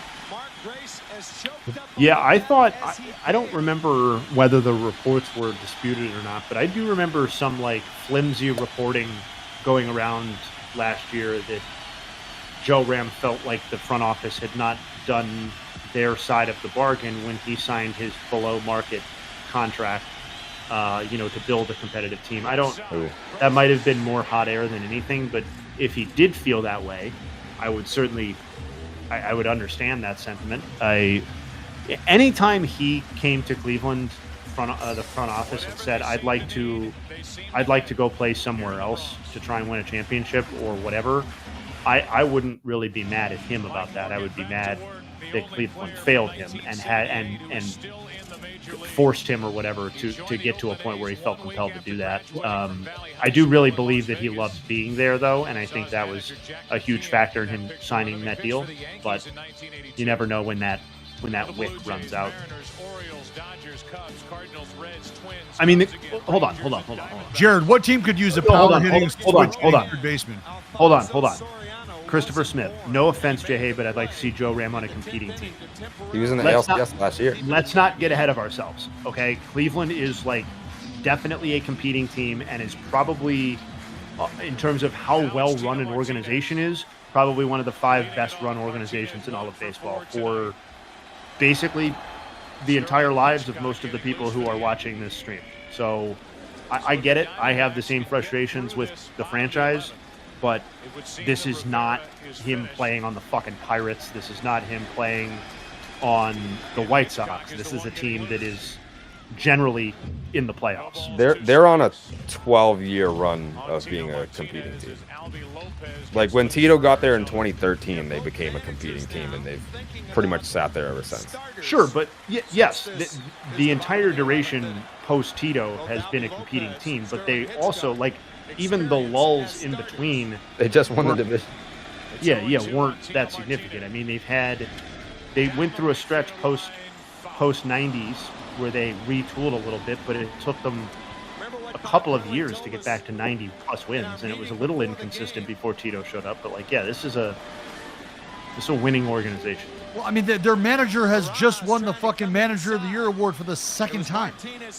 So that's the thing, right? So if you're saying you want Joe Ram to go to a competing team, if we're just going to play out this conversation, what is the list of teams that would actually fit that bill? Because by the standard that we seem to be setting with the conversation, it's like the Dodgers, it's like the Phillies, the Yankees.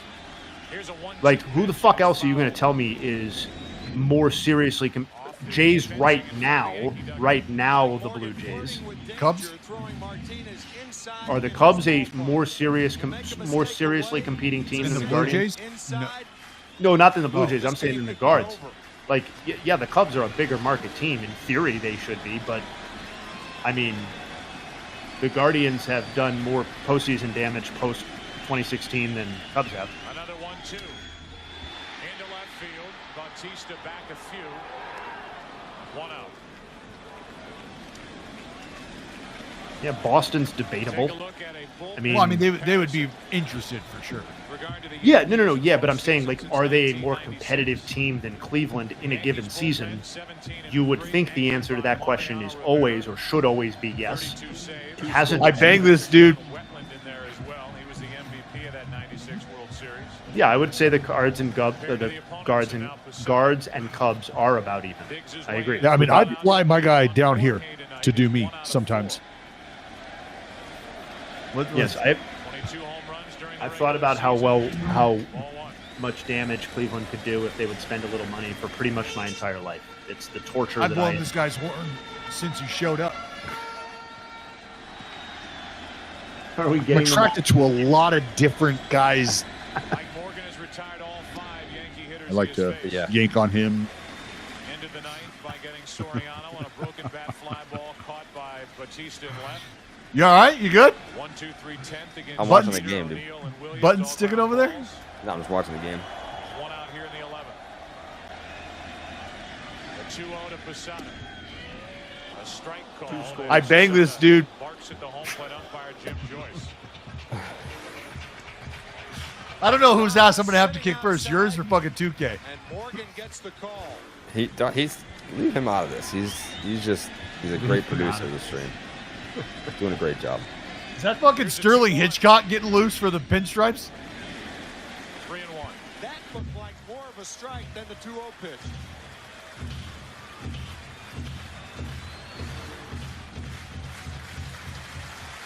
An all-time big league name. So the count 3-1 with 1 out, nobody on. Posada way out in front of a changeup. Posada.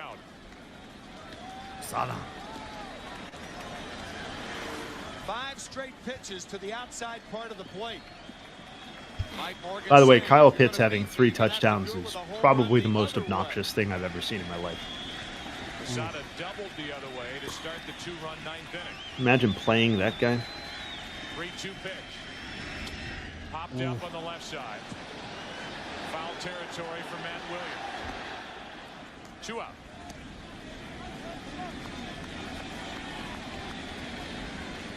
And now Shane Spencer will be the hitter.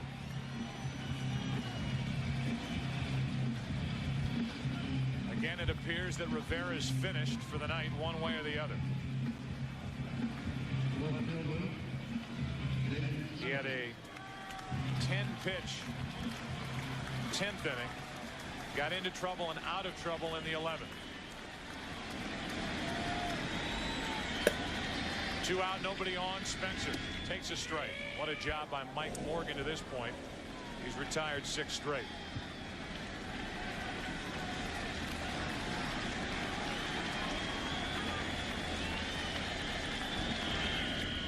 One and one. The Diamondbacks in their no doubles defense. Outfielders are deeper than they would normally be, particularly with Shane Spencer up there, Steve Finley in another area code in center.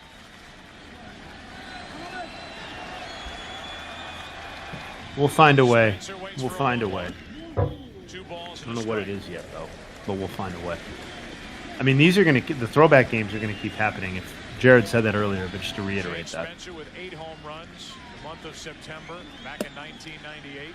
Why are you nerds watching baseball? Why are you watching us watch baseball? Good question. Good follow-up. Available for this World Series, but boy, has he really played well both defensively and offensively, and he had a pretty good hack. Leg kick was up in his eyes. The count's 2-2. Played well on both. Shorten it up, get it down. And there's on there. Wish I had some mint chocolate chip ice cream for after this. Oh, A full count. that would go so hard right now. I chose not to go get some earlier today. Yeah, you gotta go.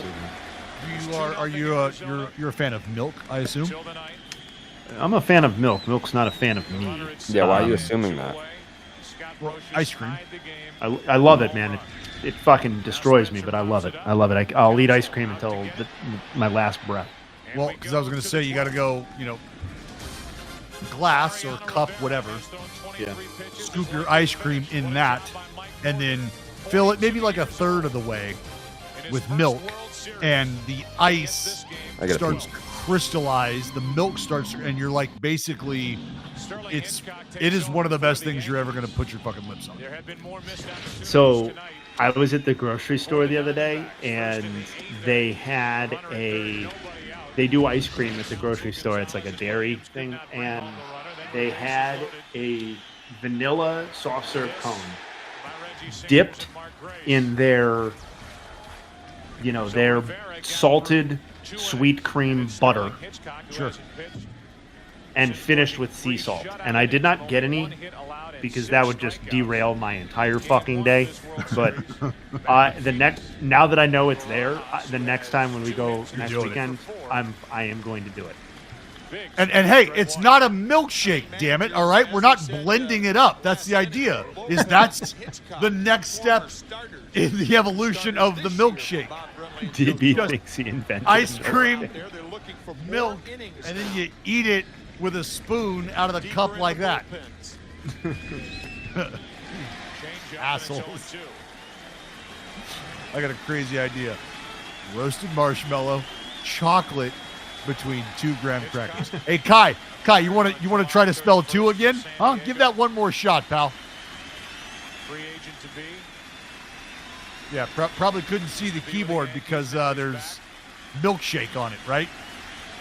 Working in a tie game, 12th inning, game 5.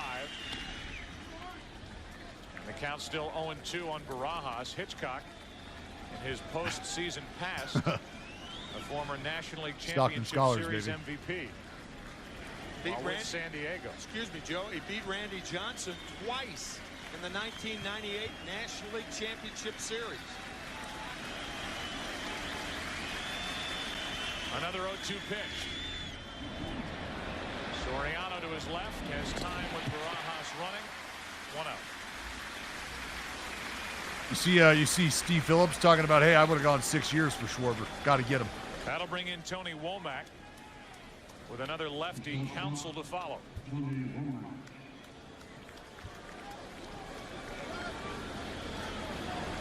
The only runs of this game, a leadoff home run by Steve Finley for Arizona in the 5th inning. A 2-out home run by Rod Barajas. The Yankees did not score until the bottom of the 9th. Leadoff double by Posada and a home run. 2 out by Brocious. On Sing back there, Jimmy. Oh, Sterling.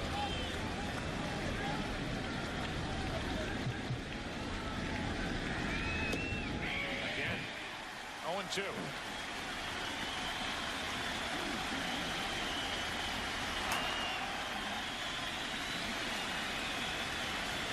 Who got boom sauce while I was gone? Breaking ball popped up. I got it. To Spencer, 2 out.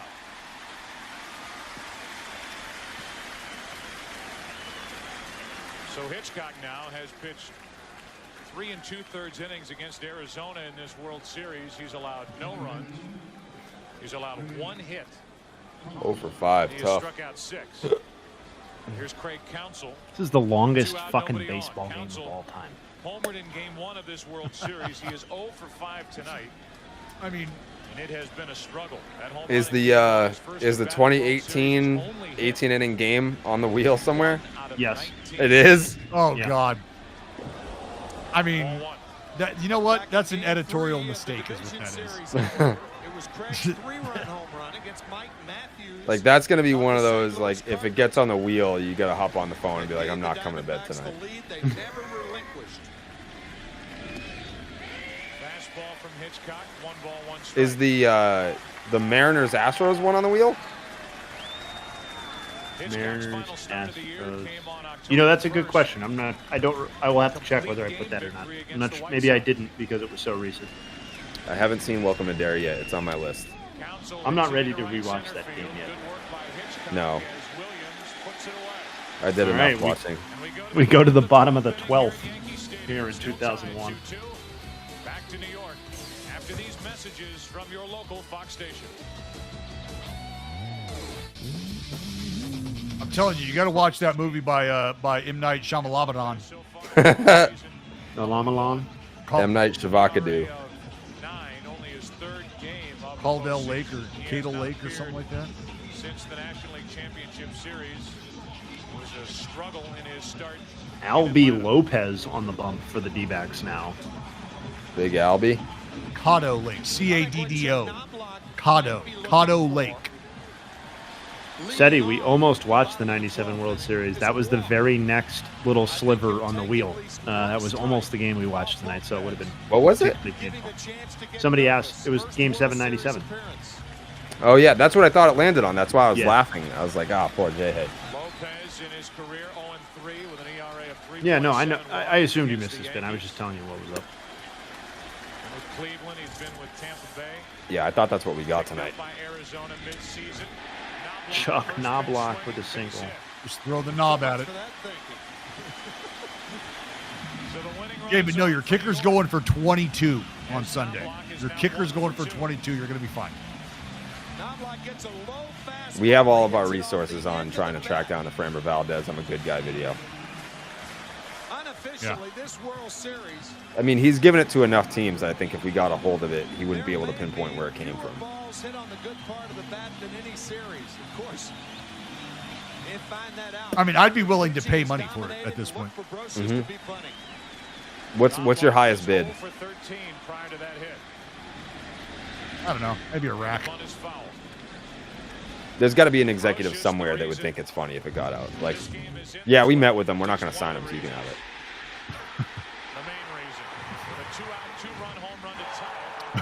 What if it's Framber in like a tie, wearing glasses with like a long yardstick, just like slapping the board, like this is why.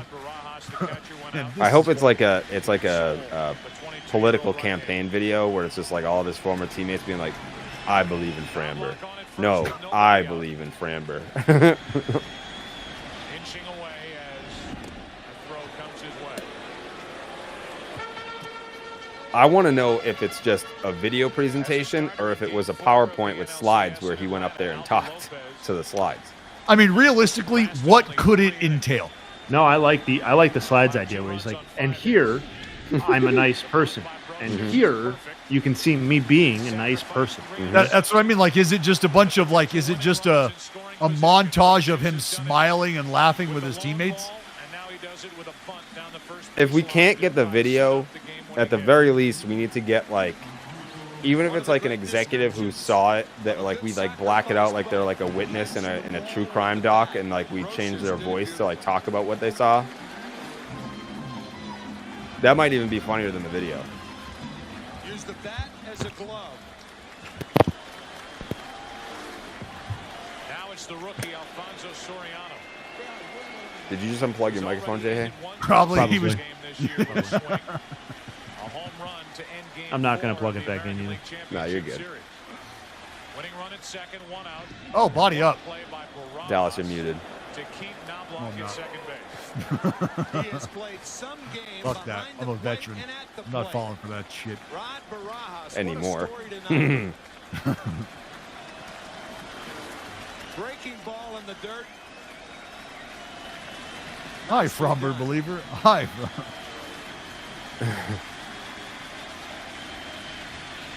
Soriano trying to be tonight's hero.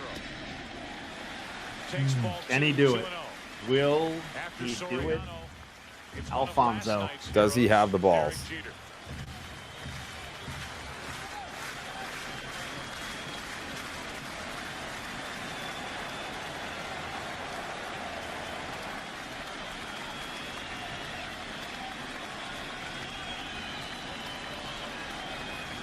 Albi Lopez brings it. Soriano fouls it. Only one team in postseason history has come back twice in the same postseason series when trailing. Joe Torre's in the Hall of Fame, right? 8 innings to win a game. Yeah. It happened in the National League Championship Series in 1986. The Mets against Houston, games 3 and 6. It's never happened in the World Series. Yankees did it last night, trying to do it. Why am I blanking on his name? Who's the manager of the Phillies in 08? Older dude. Charlie Manuel? Yeah. Thank you, Timbo. Yeah, we ran into him in a diner. Remember that, Dallas? Charlie Manuel? Mm-hmm. There it is. Uh-oh. Got him! Oh, he's walking here! Walking here!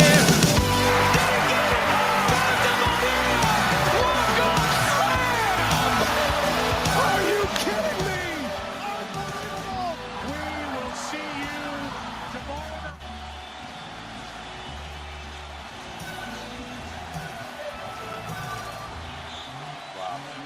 Luis Gonzalez, the stage will be yours.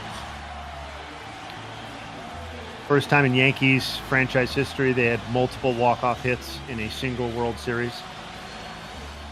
Obviously, Jeter the night before, Soriano in Game 5. They had 9 walk-off hits in the World Series in franchise history prior to 2001.